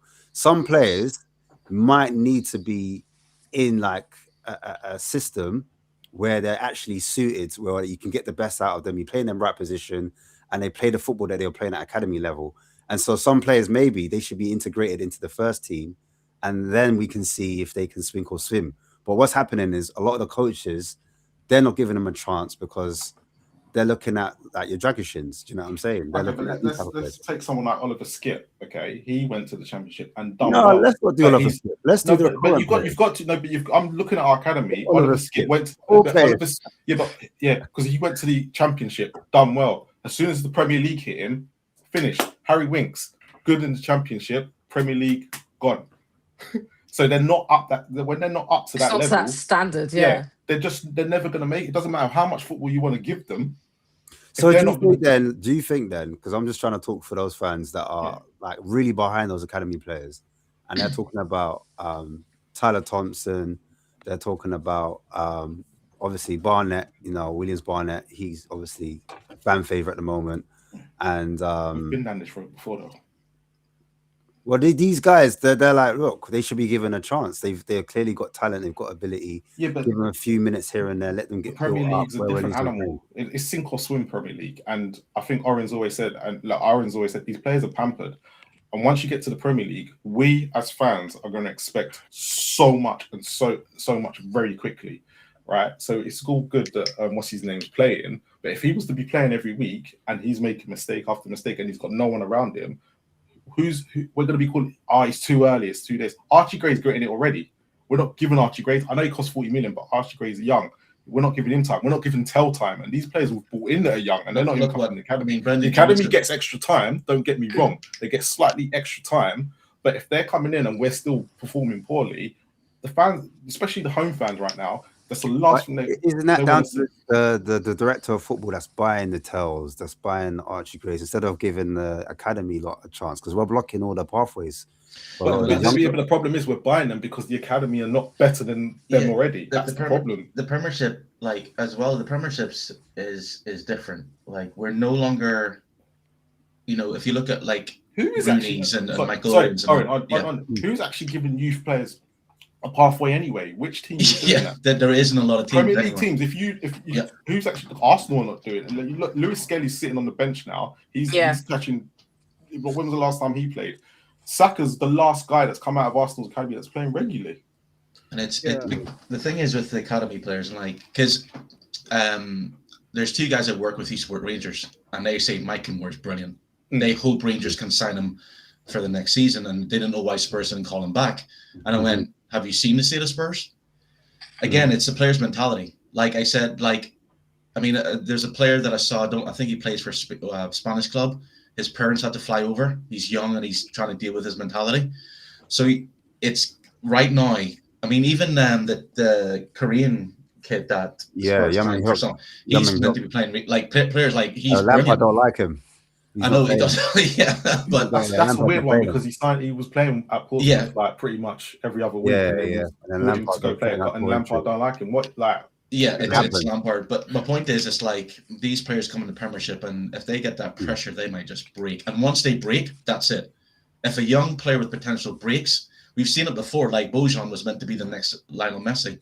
He broke of the pressure, never became it. And we've seen lots and lots of young players who can be amazing and have the potential, but they got pushed too early, they broke, and then they just withered away. Like Marcus Edwards, he was meant to be the next best thing. But Potts didn't like his attitude, never got his chance. Even Troy Parrott, I mean, he's scoring. I think he's got 29 goals this season. So Marlon's right. It's like the Premiership, when it comes to pressure, media, it's 10 times more. Keeping those young players away for now. And Troy Parrott and Marcus Edwards are good examples where Marcus Edwards come back to the Premier League with Burnley and has done nothing but the question has to be then, what do we do with our academies? What do we do with them? And does that damage our academies if there's no pathway for a lot of these young players? Because they're going to think, I'm not going to get my chance at Spurs. I'm not going to plan for Spurs anymore. You have to be exceptional. That's always the way it's been, though. Yeah, but I feel like, for example, if we've got no left back, why don't you just try one of them at left back? But it's like how Arnold came through at Liverpool. Klein got injured. They had no other senior, so then they whacked him in. And then now he went on, now Look at Hamilton but- Trent. yeah, I know but it's different, Yeah, but but Trent obviously was showing something. Yeah, no, of course, Because but- if you look at it now, where they're playing Szoboszlai at right back, so there's Yeah. obviously no one in. Yeah. There must be, like you just said, there's got to be someone in the academy. But Trent was showing signs, and Yeah. when he was right winger at first as well. yeah, he was. So- And then he's like, I think he was like centre mid, wasn't he? Or Yeah, something? so- He came back. Yeah, But surely, when there's nothing, surely you have to give someone a chance. Surely, because for example, I think with Marcus Rashford as well, I think they had a couple of injuries up front, and they chucked Marcus Rashford in against Arsenal as well. Not no Mickey Mouse team. Like, he had played Thursday. Yeah. But it's like sometimes you just need the push, and I feel like we're not even putting them into break at this point. Do you think? No, Do you you think know- then? Do you think Harry Kane would have got a chance in this team? Harry in this team? Yeah, because the way we treat the academy No. players, like, No, do you not think Harry really Kane a would have No, got we would have bought some And if you- youngster from somewhere. Yeah, but you got to remember, and you got to remember. Let's take Harry Kane when he came through the youth Yeah, he setup. struggled. It was shocking. So he was never Yeah. going to get a chance in this team. But he had to go away, and it wasn't until he had his loan at Millwall where suddenly when people went, "Oh, okay." But then he went to Norwich, got injured, and then was it Sherwood that came in and gave him his chance? Yeah. That's what I'm Yeah, but saying. even at Spurs, that's though, the coach and the But it Yeah, took but him. even at Spurs, they were going to sell him. Yeah, And they but were even about to when sell he was him. playing That's at what I'm Spurs, saying. he had a number 18 shirt, and they were going to sell him. Harry Kane struggled, and then he went on to be amazing. But I feel like these players aren't even getting the chance to Hey, break. Aaron, on that, they said they were going to buy Welbeck. That's what. Yeah, I Poch said. know. They were going to buy Yeah. Welbeck, and basically Arsenal beat them to it again, like because Levy Yeah. was doing his tactic where he kind of waits around, Yeah. tries to put the other club, makes them sweat, But- and then because he never put that bid in, Arsenal beat them to the punch. They bought Welbeck, and that's the reason why. But with these Harry youth Kane team got players, once you get to, you've got to take your moment, and there's that moment you're going to get at some point, and if you don't take it, then that's it. But You're what done. moments are they getting? That's At the what point point we're that's making. yeah. Yeah, but They're not getting those moments. Harry Kane weren't getting his moment at that time, but he got it at that precise moment where he had to take it. Like we weren't bringing in youth players then. It wasn't like we were bringing in everyone to get their chance. We were still buying these top players. What ends up happening? I do make Aaron right. This is probably the one time during an injury crisis you'd think that go ahead and use the youth team players, but they're obviously not good enough to the standard that we all think. It's just down to the coach then, maybe, because like Sherwood, obviously he worked for the academy. Remember, he was academy coach. Yeah, but he didn't bring everyone Before. through. He only brought in through Ben 11 Kane. But also look at the Amazing. situation of the team. Like Few more they're than not in the team. they're not in a situation where they're fighting relegation, and then Yeah. they're gonna have to bring in a youth player to try and be the spark for these senior men who don't have Yeah. the mentality to kick through and do it themselves. Like it's not the same, innit? Like we're not in the same predicament as Yeah, Harry Kane Yeah, came through. Yeah, Right, he's right. right. Harry Kane was coming through when we were a We were Europa right, League team, yeah. and we yeah, could like make those we're at plays. least on the better half of the table. Like Yeah, it was just you know? Adebayo and Soldado at the time just weren't performing, but the rest of them were. Yeah, Yeah, know what I'm saying. It's just, Yeah, I it's just hear it. different. But imagine you're one of these youngsters, yeah. You're watching the senior players just walk around, not try, and your manager's looking at you and going, nah. Like, at what point is it low enough for you to play? Do we have Yeah, to be in agree. Europe for them to play? Like, do we have to be in Europa League playing Karabag for them to play? Like, And they- to be fair, they had their moments in the in the Europa League as and they well. did- yeah. So surely, if Yeah, I we've got remember no enjoying left back that. at the Yeah, club, they did. there's no left back at the club, and then we've got the one that's ripping up everybody in the under 21s, and he's like on the But bench. even Frank was Surely playing. playing Byfield, the right back, for like 20 minutes here, 20 minutes there. Obviously, with this manager, he wants to play three at the back, so Byfield's gonna just keep holding bench at that point. So, I mean, if we're That's gonna what be people are playing this, saying, but if we're gonna play this Byfield- 3-4-2-1, then who's gonna realistically come in that's a youth player and give Tottenham this spark if we're gonna play 3-4-2-1? Like, who's it gonna be? Could you class Souza as a youth player at this point? Because he's sitting there on the bench as a left back, and we're not. He's not touching field either, but he Yeah, plays but- left back. Yeah, I know, but They bought him as well. Right. You're right. You're absolutely right. I hear You didn't that. come on. That's the point. That's You got Jed Spence, who's obviously now our left back. He looks better left back than right back, but he's a right back, and we have a left back on the pitch. I hear it, on but the bench, I don't know you if Sousa's really gonna do much. I mean, Yeah, we but might as well it try doesn't him. We might as well try him. I hear Okay, it, but if he's not ready and we lose, then there's nothing changed. You could put Bearman on there right now who aren't ready, and we ain't winning anyway. So But it would be Yeah, better to but- play. It would be better to play Brother. Sousa not against Arsenal. Yeah, I in agree. Igor Yeah. Tudor's Yeah, probably, first yeah. game. He should If be wanna- playing against If, Fulham. if he plays against Fulham, I don't Yeah. have a problem. But playing against Arsenal, you know what I'm saying, and then we still have to play Chelsea. We still have to play Do you Liverpool. think he'll we still play have to against Fulham? Do you think he'll start? He'll get a start. no, I don't think he will, but like, I don't. My point. Sousa had already not played for weeks because the Brazil league had finished. Plus he's 19. Plus he's not used to the Premier League. So I understand why he's not playing. Like it's not like it's Udogie on the bench who's had Premier League experience and he's been at Spurs for a while. Like it's a 19-year-old Brazilian. Yeah. Like, Who did he play against? Because then he come on and do. Man United. He played done United. one. Yeah. So But he was at right wing right. sometimes, bro. Like I know, but just put him on a left foot playing left side is what we need right now. I feel that would make sense. Put centre back to centre back. Put centre back to centre back. I mean, that would make sense, but at times it doesn't seem like start. anyone has sense in the coaching staff. Like it just don't. And I get Igor's going to play through at the back, but I guarantee you, he'll change it up real quick. If he plays through at the back and lose against Fulham, he has to change it up. I hope he does. Honestly, I don't think he's got a plan B. Palinha at right centre back was. I need him at DM, bro. I need him at DM. Also, when are we going to have a conversation about Gallagher? Because how am I seeing Basuma outperform this brother? When someone explain to me, I talked enough about Gallagher on the day we signed him. I don't want to talk about him no more. No, I hear it, but how is Basuma outperforming this brother? Please, Basuma was the best player yesterday. He's just better than Gallagher. I don't think Basuma did anything. He didn't. I thought he was the best player yesterday. That's just how bad Spurs was. Yeah, but if you look at his stats, if he was the best player, like he does exactly the same stuff he's been doing for the last 2 seasons. He does, but if you look at his stats, he's blowing Gallagher out the water at the moment. I don't care about that. It's like that's not. You need to care about stats, brother. That's all we have. That's all we have, brother. That's not difficult. That's all we have, brother. What is Basuma doing? What's his stats? I haven't even looked at his stats. What's his stats? His stats are better than Gallagher's stats. That's what the stats are. Right. What is it? More passes, more tackles, more interceptions, more passes. Right. So basically, is Basuma then asked to be more disciplined and be more defensive, and then Gallagher's been asked to be more box to box.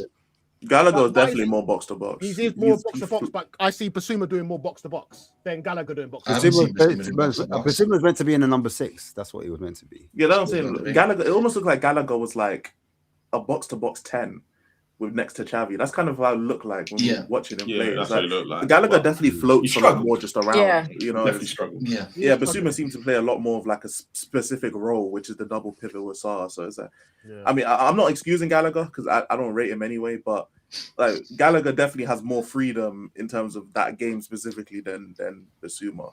Imagine that be Maddison instead, man. Like if that was Maddison and Xavi playing in them roles instead, it's like a complete different game. But that's why we are where we are. They're injured. And a left back. Does Gallagher? So if everyone's fit, say tomorrow everyone's fit and available, does Gallagher start? No, he doesn't. If everyone's back, Bergvale, everybody, is Gallagher starting in that team? Yeah. I look, you think he does, you know. Under Poch, he will. I actually think he does start. Under Poch, Under Poch, he will start. Is he better? Let's say it's Igor Tudor. Yeah. Let's say it's Igor Tudor and everyone's fit. Yeah. But you know what? I think Gallagher starts. I ain't gonna lie. You know what? Under Poch, though, hear me out. I think Gallagher does start. Gallagher starts, but he realizes, Madders. You know, I'm gonna have to start Madders a couple of times. I think he's gonna start double pivot with him and Palinha. He will circulate Madison and Gallagher because obviously Gallagher's gonna be in the pivot, bro. But it's one of them. Madison's never gonna be here for a full season. Madison will get injured at some point. It'll be like Maddison. And will Maddison come back the same player that we all think he's gonna? And who's at the moment? What the fuck's wrong with Kulusevski? When's he back? Is he up for the season as well? I already mentioned his name. He don't play for Spurs no more. It's against Jutsu. He's not against Jutsu, bro. Is he gone for the rest of the season as well? Yeah. I think he's gonna be back. Right. Okay. So we don't think anything. We think he's gonna be back. We don't think anything. No, he thinks he's gonna be back because he's got a World Cup to play, innit? So he's like, I'm making that World Cup come hook or crook. So I'm making sounds like that. Goes back, plays one game. We all saw. That's the weird thing. It's the World Cup this summer. Why aren't these players like playing top notch? Maybe they're trying to save themselves for World Cup. Yeah, I don't know. Because I think like Van de Ven is a lock for World Cup for his team. Romero's a lock for his team. You know, like most of our senior players are already locks. Wait, Van de Ven where though? Where does Van de Ven play? He plays. He's starting to plays play. left back. left back. No, he's now. left back. He plays left back for them. Yeah, Does he start left back though? yeah, He's left not- wing. Yeah. No, Pretty he sure was he on the does. bench. No, I think he's on the Yeah. bench. He swaps. Yeah. He rotates. But he's with going whoever though. their left But back he's is. going He will though. go- Yeah, Yeah, he's yeah. definitely going to go. Yeah, But yeah, he's going. But that's what I'm yeah. saying. He's going. It's Yeah, like yeah. like these. A lot of our senior players that we're Yeah, arguing on trying enough, they're going. They're not going anyway. You know what I'm saying? These men are Well, going. Gallagher's so- not going. Gallagher's not going. But Gallagher's actually running around though. Like whether he's good or not, you know what I'm saying? He's actually running around. It's not like he's strolling Do around. you know what it is? walking. Gallagher, you see the build up, terrible. With that Rice, you see how Moani just pinched it off him. That's what Gallagher's like. He just can't build up. He back to goal, be impressed. Don't give the. Yeah, Like, you see we that did this first already. pass that the goalkeeper makes out from the back. If that goes to Gallagher, it's curtains. Do you know what I'm saying? Long day. You It is. can't have him no way near that defensive third. He has to be higher up the pitch for him to be effective. And that's a big problem if you've got Conor Gallagher on a double pivot and you haven't got another midfielder next to him that can build up, because I think there's a problem between the defense and the attack. We can't bring that ball from the defense into the attacking third. We just can't. And that's the reason why we keep spamming it long. We keep going to the wings. How many times did you see Spurs build up? Huh? I'll wait. Yeah, go on. You're right, but that's the thing. It's easy to say that, Buzz. What player do the Spurs get in? Because, like Mornan said, they can go and buy a player who fits all that model. Just can't be bothered. So, Okay, and even if you look at the Premiership, and this is a genuine question, is there players like that now in the Premiership, or has the Premiership changed? Like even Declan Rice tried it, he got robbed. You know what I mean? Like when was the last? Yeah, it was a Other than Rodri, who would you say is like a well, top what it is, I think the way Arsenal deep playing build up, playmaker? way Arsenal build up, they use their fullbacks to invert at times, and that like so. I saw Zubamende would sometimes help Rice, or what you'd see is Hincapi come off left back, and he kind of helps with the build up by dropping into that position closer to Trossard, innit? Trossard comes inside, and then that's how they kind of play out because he acts as an extra midfielder. That's why so many teams try to do this mid block, or they try to do this 5-4-1 or 4-4-2 to congest the central areas. You get it? Because teams like to use the fullback to act as an extra player to kind of help with that build up. So we're lacking a lot of overlapping fullbacks because so many teams like to invert their fullback. You get it? So that's what it is. But with Spurs, inverted fullbacks, isn't that what Angie was playing? yes, playing but inverted he used to fullbacks? invert Yeah. both of them. He used to do both of them, so that was a problem. But he used to play them as a 10. I'm talking about inverting a fullback. Like remember with Zinchenko, he used to be as a double pivot, not as a number 10.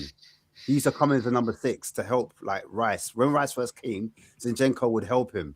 So then he had a passing option to have. He wouldn't have to pass it back to the goalkeeper, or he wouldn't get robbed.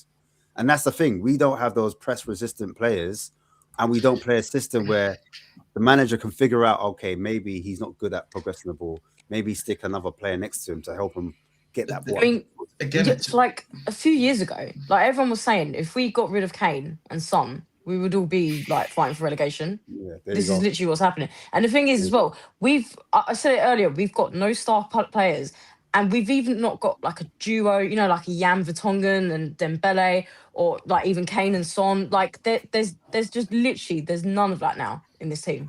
No one seems to be Zero. like communicating. No, It's the just- only Maverick we got, Christina, is obviously Xavi. So like when you need time to like a brother to shoot outside from the box, or just to pick the ball up and just carry it and do a bit of magic, Kudos probably is the closest thing to that as well in terms of like dribbling ability or physicality, helping us get up the pitch. Agree. But apart from Kudos and Xavi, bro, we're screwed. Let's be real. We ain't got nothing.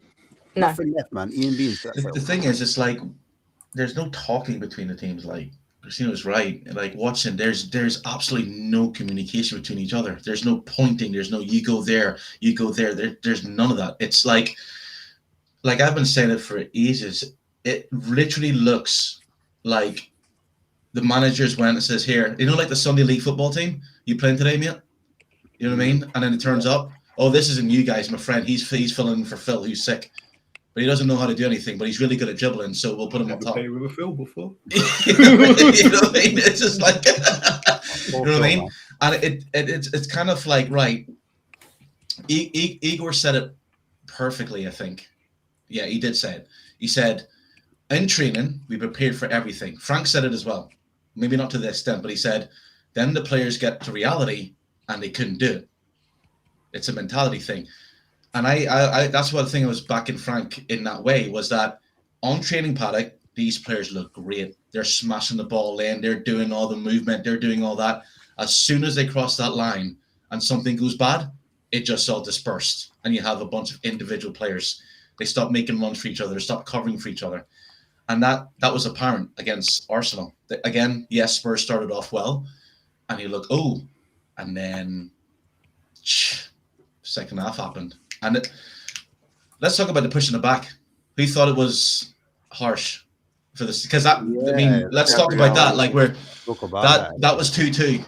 And when I saw it, I was like, oh man, I didn't celebrate. I considered giving up my religion in God because his name's Gabriel. I celebrated. I didn't. I knew it was a foul. But like, no foul. It was no foul, man. And do you think it was? I knew it was given as a foul, but because I instantly as I saw it, I thought Romero. The problem we've always got in that situation, and I always say this: once you put two hands on someone's back, no matter what, if he falls or not, once you do it and he does take the fall and take the dive, you're always gonna cause an issue. I get that. So this one, don't know what a foul is, though. Like, yeah, but this one at the time, this one, and I blame this on Spurs fans. I remember going on last word on Spurs and saying this is a foul. This should never have been given as a goal. This was a clear foul there, but everyone was like, and this is where we go back to the Romero thing. Mm-hmm. Everyone wanted to blame Romero and go, he should have been this, he should have been that. But this was a foul too. It should have been given as a foul. He should have chucked himself on the floor. It would have been a foul. Yeah, exactly. But because he didn't, but even then, VAR celebrating players being like cheating. You know what I'm saying? Like, I was gonna swear that I'm trying not to, but like.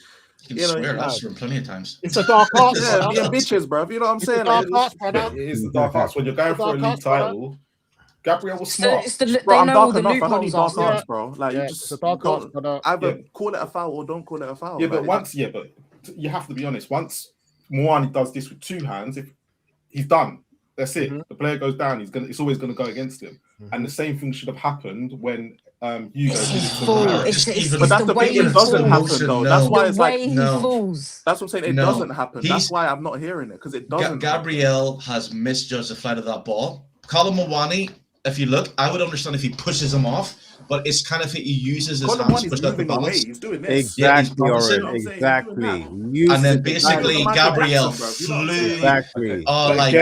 Once you put two hands on someone's back. Well, that's the case. Then there should be penalties done every game, because that's what defenders do, and we've all seen when strikers will. No, so when it's done, so I do agree. So when it's done the other way, because it's always done the other way around. But once the striker does it, I know this because I used to play up front. Every time, if I put two hands on someone's back, I'm never going to get it.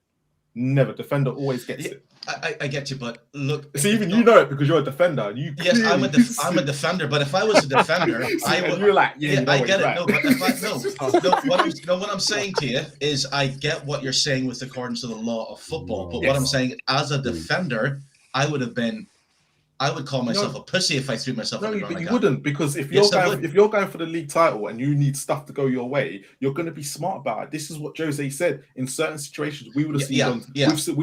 We've seen other defenders. We've seen Van Dijk do it. We've seen other defenders do it. And unfortunately, no matter what we want to say, I personally, I think it shouldn't have been given. But I understand where the referee was going through. And I said a week ago that Romero's one shouldn't happen either. Yeah. No, I don't. No, Marlon, I bullshit the whole game. I get what you're saying. I do, because I think it's either right. The Romero goal, the argument isn't whether. I think it's kind of like, why is it? And it's not the first time, because there was Phil Foden did a tackle against. I can't remember who was playing, and then Xavi got sent off for the exact same thing. So I think. Oh, you're talking about a couple games ago, yeah. Yeah, what fans are saying is, right, how come against Spurs? No, so this is where that's the thing. The consistency with refs is very poor in the Premier League. It's been, and Howard Webb has got something to sort out. However, if you go back to the FA Cup weekend, how many people then started complaining that VAR weren't available? It's not VAR's fault. It's down to the refs. No. But this is what I'm saying. But when it comes to the refs, it's a very hard job. But when you think about it, because a lot of people don't watch the leagues outside of Premier League, the European refs are a lot worse than us. Mm-hmm. But we're obviously concentrating on our game. And the problem is at the moment, there's not enough consistency because 1 week it's happening, 1 week it's not. And obviously, as Spurs fans, we're going to be like, oh my God, this, that, and the other. But was it Wolves last year that complained how many VAR decisions went against them? And it was true. When you actually looked at it, so many decisions went against them. The problem is when you're down at the bottom and you're needing to survive, these things always happen. Because if we went back to the Poch days, I bet you there were so many decisions that went for us. And that's why Harry Kane got so many penalties. That's 10 years ago. I don't give a fuck, man. No. Gabriel's on bullshit. Gabriel's on bullshit. But what I'm saying is, when you're at the top, the decisions are more likely to go for you. Yeah, like Manchester City, you're right. Manchester City or a team that always get decisions because when they're at the top, you end up because you have the ball, most of the ball. But it seems like us where we don't have the ball, and that's our biggest problem. We just don't have the ball enough. So a lot of these decisions will go against us. So that's a good enough reason for us to not get decisions. Okay, I hear it. Oh, cool. But the thing is, what's the point with VAR? You know what I'm saying? Like, I'm so confused, bro. It's like, we don't have possession. You know what? Fuck it. Hey, bad decision. Hey, we don't have the possession. Yeah. No, but that's what really happens. We don't have possession, so we should be okay with bad decisions. No. But most teams have. This is the problem. This is why there's so much inconsistencies within the leagues and within the Premier League because what you'll end up finding is a team that has most of the possession will end up getting more decisions because they have more. What usually what usually is that the better teams who tend to be competing for the league tend to have more possession. That's the correlation. I know it doesn't matter if you have possession. But this is why the better teams tend to. Yeah, but this is why refs always poorly get it wrong because they're not even enough in the game. Look, I personally believe that this is media shit because there's a title race going on. Plus, Spurs could be getting relegated, and they're just like, you know what? Yeah, sprinkle a little bit of that bullshit. Yeah, you know what I'm saying. 100%. If Spurs get relegated and Arsenal win the league, that's the biggest money grab for the media ever. I personally believe these man are on some media thing, and what I've been seeing in the NBA with the gambling, I'm like, yo, they're doing that in the Prem is run by gambling, just like the NBA is. Yeah. I've seen enough of this conspiracy. It's not conspiracy. It's going to be conspiracy every year until someone proves it's true. I personally believe 100%. It's all to do with that. Thing. But this is what I don't understand with VAR. When you look back at that replay, the way that he dives, it's as if he's pushed him from lower at the back as well. So why can't VAR get involved with that? They checked They checked it, but they went for the referee's decision, didn't they? Yeah. So it whatever the referee's decision is? But this is the problem. Fans complained last year that the VAR was basically re-reffing games, and then when it comes to this year now, where they've gone, all right, we'll leave it more with the refs. Fans are still complaining because they're like, well, no, you can't leave it with the refs because they're making shit decisions, bro. Yeah, but this is the problem. This is the thing. Everyone complained last year because VAR was getting too much involved. But now people are complaining because they're not getting involved. So you're in a catch-22 situation. Yeah, the thing is, it's like, I think like Christina, Elijah, Marlon, you're all kind of right when it comes to the top end teams, because I think if it was the other way around, say Gyökeres pushed Van de Ven, I think that goal would have been given. Yep. I really do. He's just stronger. I think that basically when it comes to Arsenal, Liverpool, and those things, it's kind of like, right, we'll give them their decisions, because there's been plenty of incidents when keepers have been pushed or whatever, and Arsenal's got away with it. I mean, Liverpool against Nottingham Forest, that should never have been a goal. Van de Ven is offside. But there you go. This goal was disallowed, by the way. Did you not see that? Yeah, I remember that one. Yeah, that was disallowed. Do you guys remember one like the push where Harry Kane, it was against Thiago Silva, and Harry Kane scored and he's like rested his hand on his back, and Thiago Silva's like done like a hop skip and then dived. Harry Kane scored and then he pulled it back for a foul, and it was like he literally was like resting his back, like his hand on his back, and that was like the first time I've ever seen that where a defender's dived because the players behind him. It was against Chelsea. I remember it clear as day, and they were like Thiago and Carragher, all them man were like, that's smart defending. That's, you know, that's old head. That's a big IQ defending because he dived because Harry Kane scored. And I remember that, that was just as bad, I think. Thing is, another thing as well, not like if Gabriel had done that to Callum Mawani, would that mean it would have been a penalty? You know what I mean? No, it wouldn't. And that's but then again, it wouldn't have been. It'd be like, oh, he's diving. Never. So I get. It just, to me, it just looked like, it was kind of like, we get it.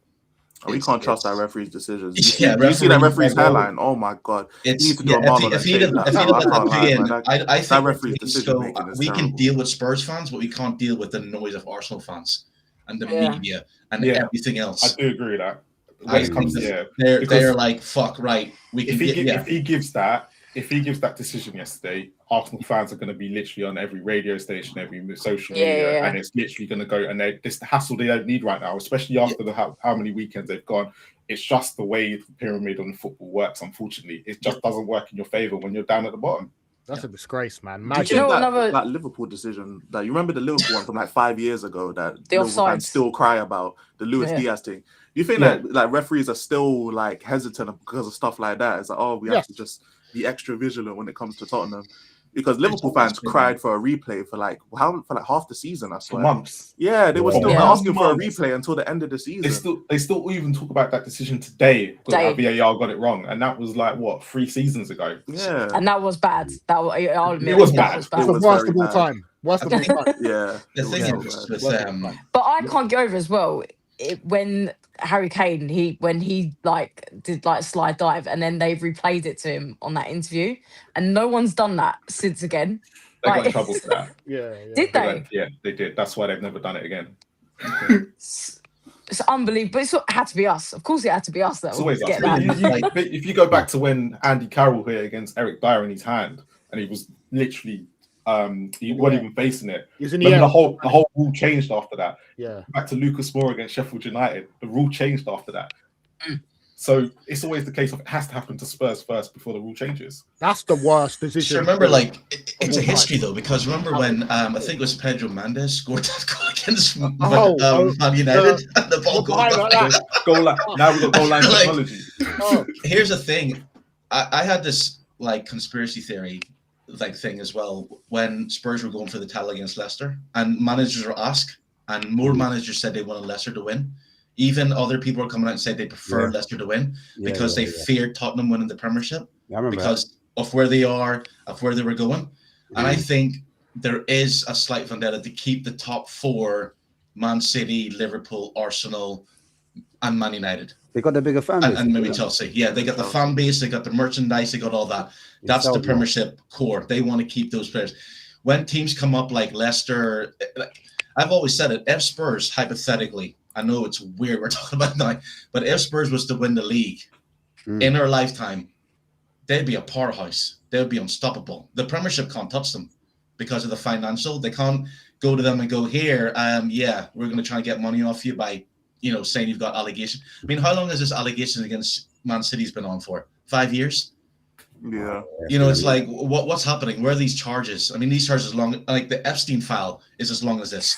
Nothing's happening. Money, the power of money. You know what I mean? Brother, we do not want them charges hitting Man City. They're our only hope to save football, bruv.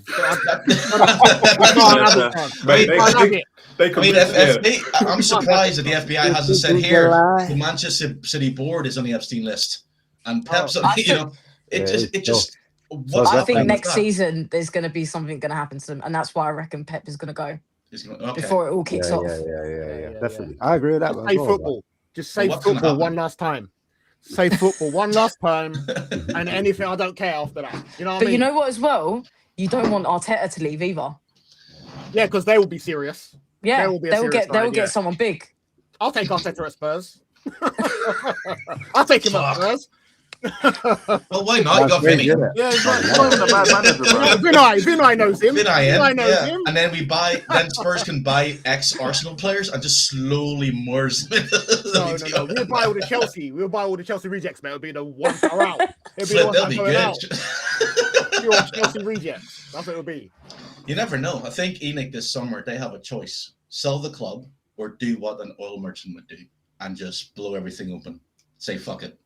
Spend big wages, nothing else. Just be, and even if they do sell the oil tycoons, they will do exactly what Todd Bowley's done at Chelsea, and Spurs will just become even more of a You don't want Americans because they don't really get the football. It's just all marketing, whatever. You don't really want. It's just oil. You just want oil money, literally. And they'll just buy it up, and that will scare that will scare the shit out of the Premiership, the PL. Because like you've got the attraction, you've got the club. Spurs don't need any guy who comes in doesn't need to buy a new stadium. They'll just go that player. We can break the finance. We can just do it, like I said, do it Chelsea.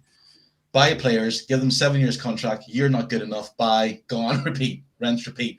And the thing is, a lot of Spurs fans would appreciate that because at least Spurs will be fighting for titles and trophies. But yeah, Enoch can do that and make a huge amount of money, but I don't think they will. So more than likely, they probably will end up selling the club. Some people say they don't want that blood money, that Saudi money. Hey, you don't want the blood money? Here, you see if that blood money is getting you Champions League finals, winning titles. I don't think they'd be. I don't think anyone's going to say no. Man, don't want to be moralistic to football. Like we're not fans, we're not contributing. Man. Yeah, if any Spurs fan can say they would prefer to have Spurs as they are now, or Spurs history in the last 5 years, or Man City's history in the last 5 years, I think you pick Man City's history. At the end of the day, it's not like we're gonna earn a check off these man for them winning titles. At the end of the day, we're just Spurs fans, innit? We want to see us. Money. We want to see these man win the trophy, innit? We're not winning the trophy, you know. So we're not getting the check. We want to see them man win for the club we support. You know what I'm saying? That's all it is. I get it, man. Just we play. Yeah, man. They donate to charity in your spare time. You can wipe the guilt away in the eyes of the Lord. No, but the way I see it is either Epstein money or oil money. Yeah, I'm saying them man there. Or it said it. They're on the list. You know what I'm saying? He's gonna be the sponsor, bro. It's really an saying it wouldn't surprise me. He's on the list. Allegedly, I won't say that. Allegedly, I won't say that. Man City, you're on the list. Man. I don't want no man after me, bro. Ashton Orange, man. I'll give you that. That's Andrew in a spliff, bro. Orange allegedly said it. I never said it. I sing like a canary, both of you gone. Anyway, Tudor, Igor Tudor, yeah. Fulham predictions. 2-1. Sessegnon scored the winner. 2-1. Sessegnon scored the winner. Say it. Wait, before we just you've written it. I'm going to put a bet on that. Wait. Does anyone think he would switch to a back four? No. It'd be exactly the same. No, it'd be exactly the same as what you played. He's a stubborn general, bro. He's a stubborn general. So do you reckon we could be in trouble, you know? Yeah. We could be in trouble. Yes. Look, this is what we were playing. Look, this is just to finish off, but this is how we were playing it. Look, we look like this, bro. Look. It's horrific, bro. That's what we got to look forward to. Yes, Spurs fans? But if you think about that situation, yeah, that's tightly knitted, but the problem is Van der Ven. Yeah, look at Dragic. Look, Van der Ven's the only one not in line right there. What's Spence pointing at? Who's looking at Spence, and what is he pointing at? Van der Ven has to be there. I think he's just doing the Macarena, honestly. Spence just does whatever he wants, doesn't he? Yeah, what's he pointing at? Who's looking at him? I'm surprised he's wearing the same color boots, honestly. He's pointing to the Arsenal players where to shoot. That's what he's doing. What time he's supposed to have the yellow and pink boots on? That's the thing. That's the thing that screenshot shows. It just goes to show there's no players are communicating. Yeah, there's zero communication. Silly. That's why it looks weird and odd. I mean, if you look at, look at Basuma. He's got Gudjoris and Eze, and then Saka's just Zaka, but there's no one communicating, and Arsenal's overloaded that side. Yeah. Basuma's meant to have Eze. He's meant to be man to man to Eze. Yeah, that's what I'm saying. Yeah, look at the defensive lines. It's Xavi on his own. Then there's a 3-man of what is that? Kolo in the midfielders. Then it's Basuma on his own defensive line, and then a 5-back. It's just all over the place. It's just set up terribly. There were so many times where Saka was left on his own. No one was marking him. It was unbelievable. Yeah, for a quote-unquote man-on-man press, this is disgraceful. I can't lie. And that's what I'm saying. It's like, I get him wanting to play 3 at the back, but he doesn't have the players to play 3 at the back. He doesn't. I mean, you need playing 3 at the back, and it's not just 3 at the back. It's having the midfielders as well. So you need 4 of those or 5 of those players to really be able to communicate with each other and tell each other where to be. That's not happening. They just switch off. Look at here. I mean, what is that? No,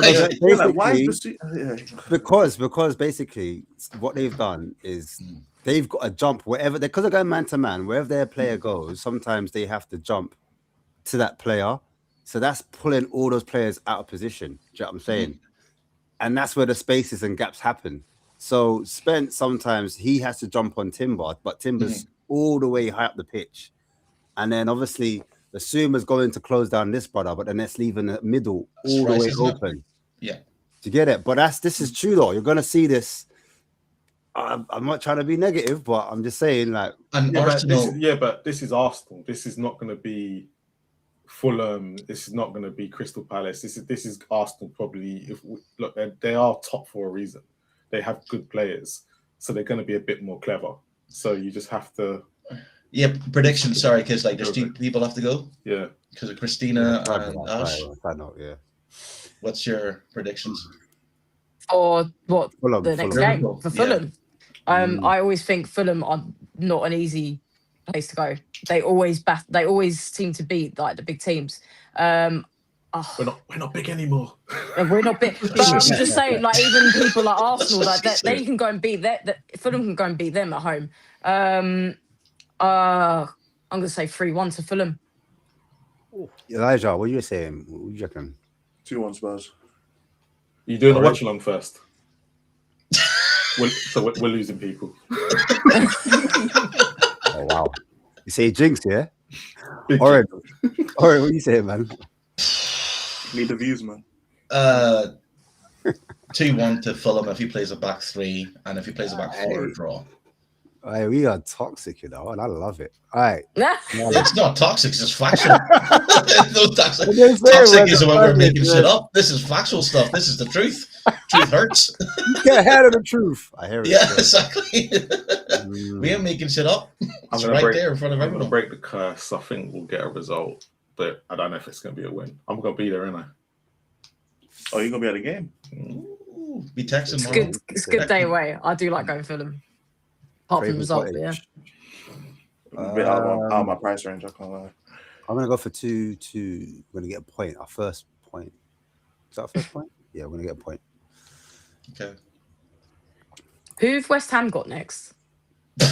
Liverpool. Like we were asking. Who's got them? Forest got next as well. I think West Ham have played Liverpool. This is where we are. I'm not even looking at Leeds. I'll be real.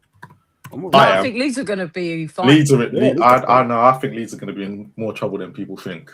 Aaron, it just Spurs the result just to bring Leeds back into it. 2-1 Fulham. Sessegnon. So and then the next game. Okay. No, we're losing. We're losing 2-1. I think Sessegnon's going to have a say in that, and then we're going to have the Brennan Johnson dagger in the next game. Wasn't it? It's written.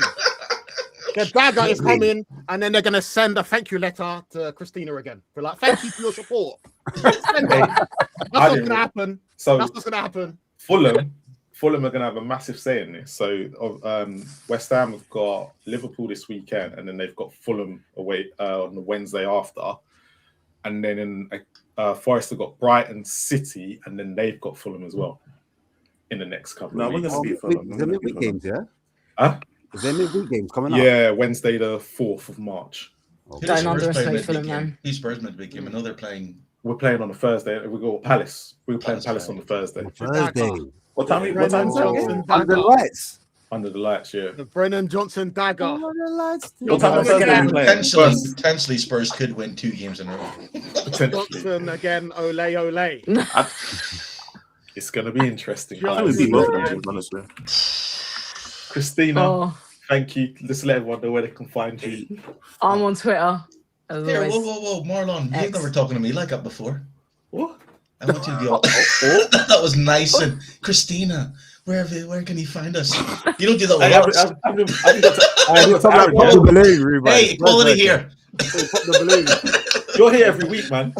Sorry, Christina. I just have to get that in there. It's like, it's fine. Don't worry about it. Don't worry about me. Sorry, yeah, go ahead. Christina, just let the people know where they can find you. I'm on X at Christina Zanders. There's nothing else. Aaron, let people know where they can find you, bro. Behind the sofa crying. Oh, man. There you can find me. I'm nowhere. Find me behind the sofa. Best place to be. Or find me on Mars when Arsenal win the league. Yeah, don't. Those ones. I hear it. Mars or behind the sofa. That's where you'll find me. Regulars E, gone. Hit him. Bro, if y'all don't know where to find me, I'm disappointed. I ain't gonna lie. I'm here all the time, bro. But yeah, too much of E, and you know what I'm saying? We just be chilling, watching Spurs lose because apparently I jinxed the team. So yeah, when we lose to Fulham, you can blame me. You know what I'm saying? Come to my channel, subscribe, and blame me. You know what I'm saying? Subscribe first. Yeah, subscribe. You're gonna have to because it's sub to type, isn't it? So you're gonna have to wait. You have to wait, and then you can tell me it's my fault. Then you can unsub after, innit? You know what I'm saying? Oren, you're always here, so I'm just here. Is there any point? You get all of me. Just you and Ash. You get all of me. Hey, yo. I'm all right. I don't even bother going. You guys to with Jaws yo. yesterday was brilliant, by the way. I love Jaws. Thank you. Joy, nah, I can't say I love George, man. I can't say I love George, man. Yeah, you can tell him I don't know. Talks a lot of shit, that George guy, man. You didn't hear Oh from my me. days. Nah, I'm like, I stream with Jaws all the time. That's my guy. Yeah, I stream with Jaws all the time, but yeah. So you were a bit jealous that he was with me and Ash, yeah? Is that what you're saying? A little bit, I can't lie. I was kind of peeved. I can't lie. But sorry, when I do my content creator tier list for this season, it will reflect, so don't worry. Say no more, bro. Say no more. Let's quickly read out the super chats. Thank you to Lady Knees. He says, I'm behind. Have you started discussing who the next interim will be yet? He's got 2 games. Eze was breakdancing on the pitch. People, shame. Yeah, man, the Booker T. Do you see that? The Spinneroonie. Yeah, sucker. Last shot on target was against who? Of course, that's why he played. Can't make As this soon up. as he played, you know. Last shot on target was against Tottenham when he scored. Can't make this up. Can't make it up. And against, fair enough, Crystal Palace as well. He always showed up. That's the difference, though. Yeah, Like that's the thing. Thanks when you for go to a bigger cup. Yeah. Big up to Steve Reynolds as well. Super chat with super chat of Quez. Big support of the channel. So big up to Steve. Big up Another, Steve. yeah, big up to a user as well. Says Madison should take Xavi 4 rounds of darts. Maybe Xavi will hit the target then. Mad. He will come. Don't worry. That's what she said. Hey, yo. Hey, yo. Man, not that. And she literally just said it. God damn. That's what she said. Hey, yo. I apologize, you know, we're normally He will come. And then Billy Guy with a super chat as well. Big support of the channel and a big support of E. Says high five Marlon and Ash and my man E. Big up Quiz. Ash, are the Spurs fans, are the Arsenal fans going to turn up Wednesday? Listen, yeah, you already know, man. Come on. Listen, they're in the chat. They're in the WhatsApp. They've been chatting all the time. Bro, it's crazy. Like, a couple men did a runner last week, but this week, their voices are back. You know what's funny? People were actually concerned for Stefan. They were like, I hope he's all right. But now, listen, he's come back with some super vengeance. But yeah, catch me on Rivals on Wednesday. We will be going through that battle between us and Arsenal, of course. But will they win the league? That is the question. No. I will have other Rivals on there. So guys, please do tune in. But make sure you are liking to this channel, this particular show as well. We had a fabulous show today. Great panelists. Great chat as always. And yeah, man. That's it. Yeah. Appreciate you. Yeah. Big up to guys. the chat as well. You've been great tonight. You've actually been making it go a lot quicker than usual. And we've been able to finish on time for once. But big up to everyone. Make sure, as Ash said, like, subscribe, and comment. And I don't even want to do Come On You Spurs anymore. But Just win. Come on.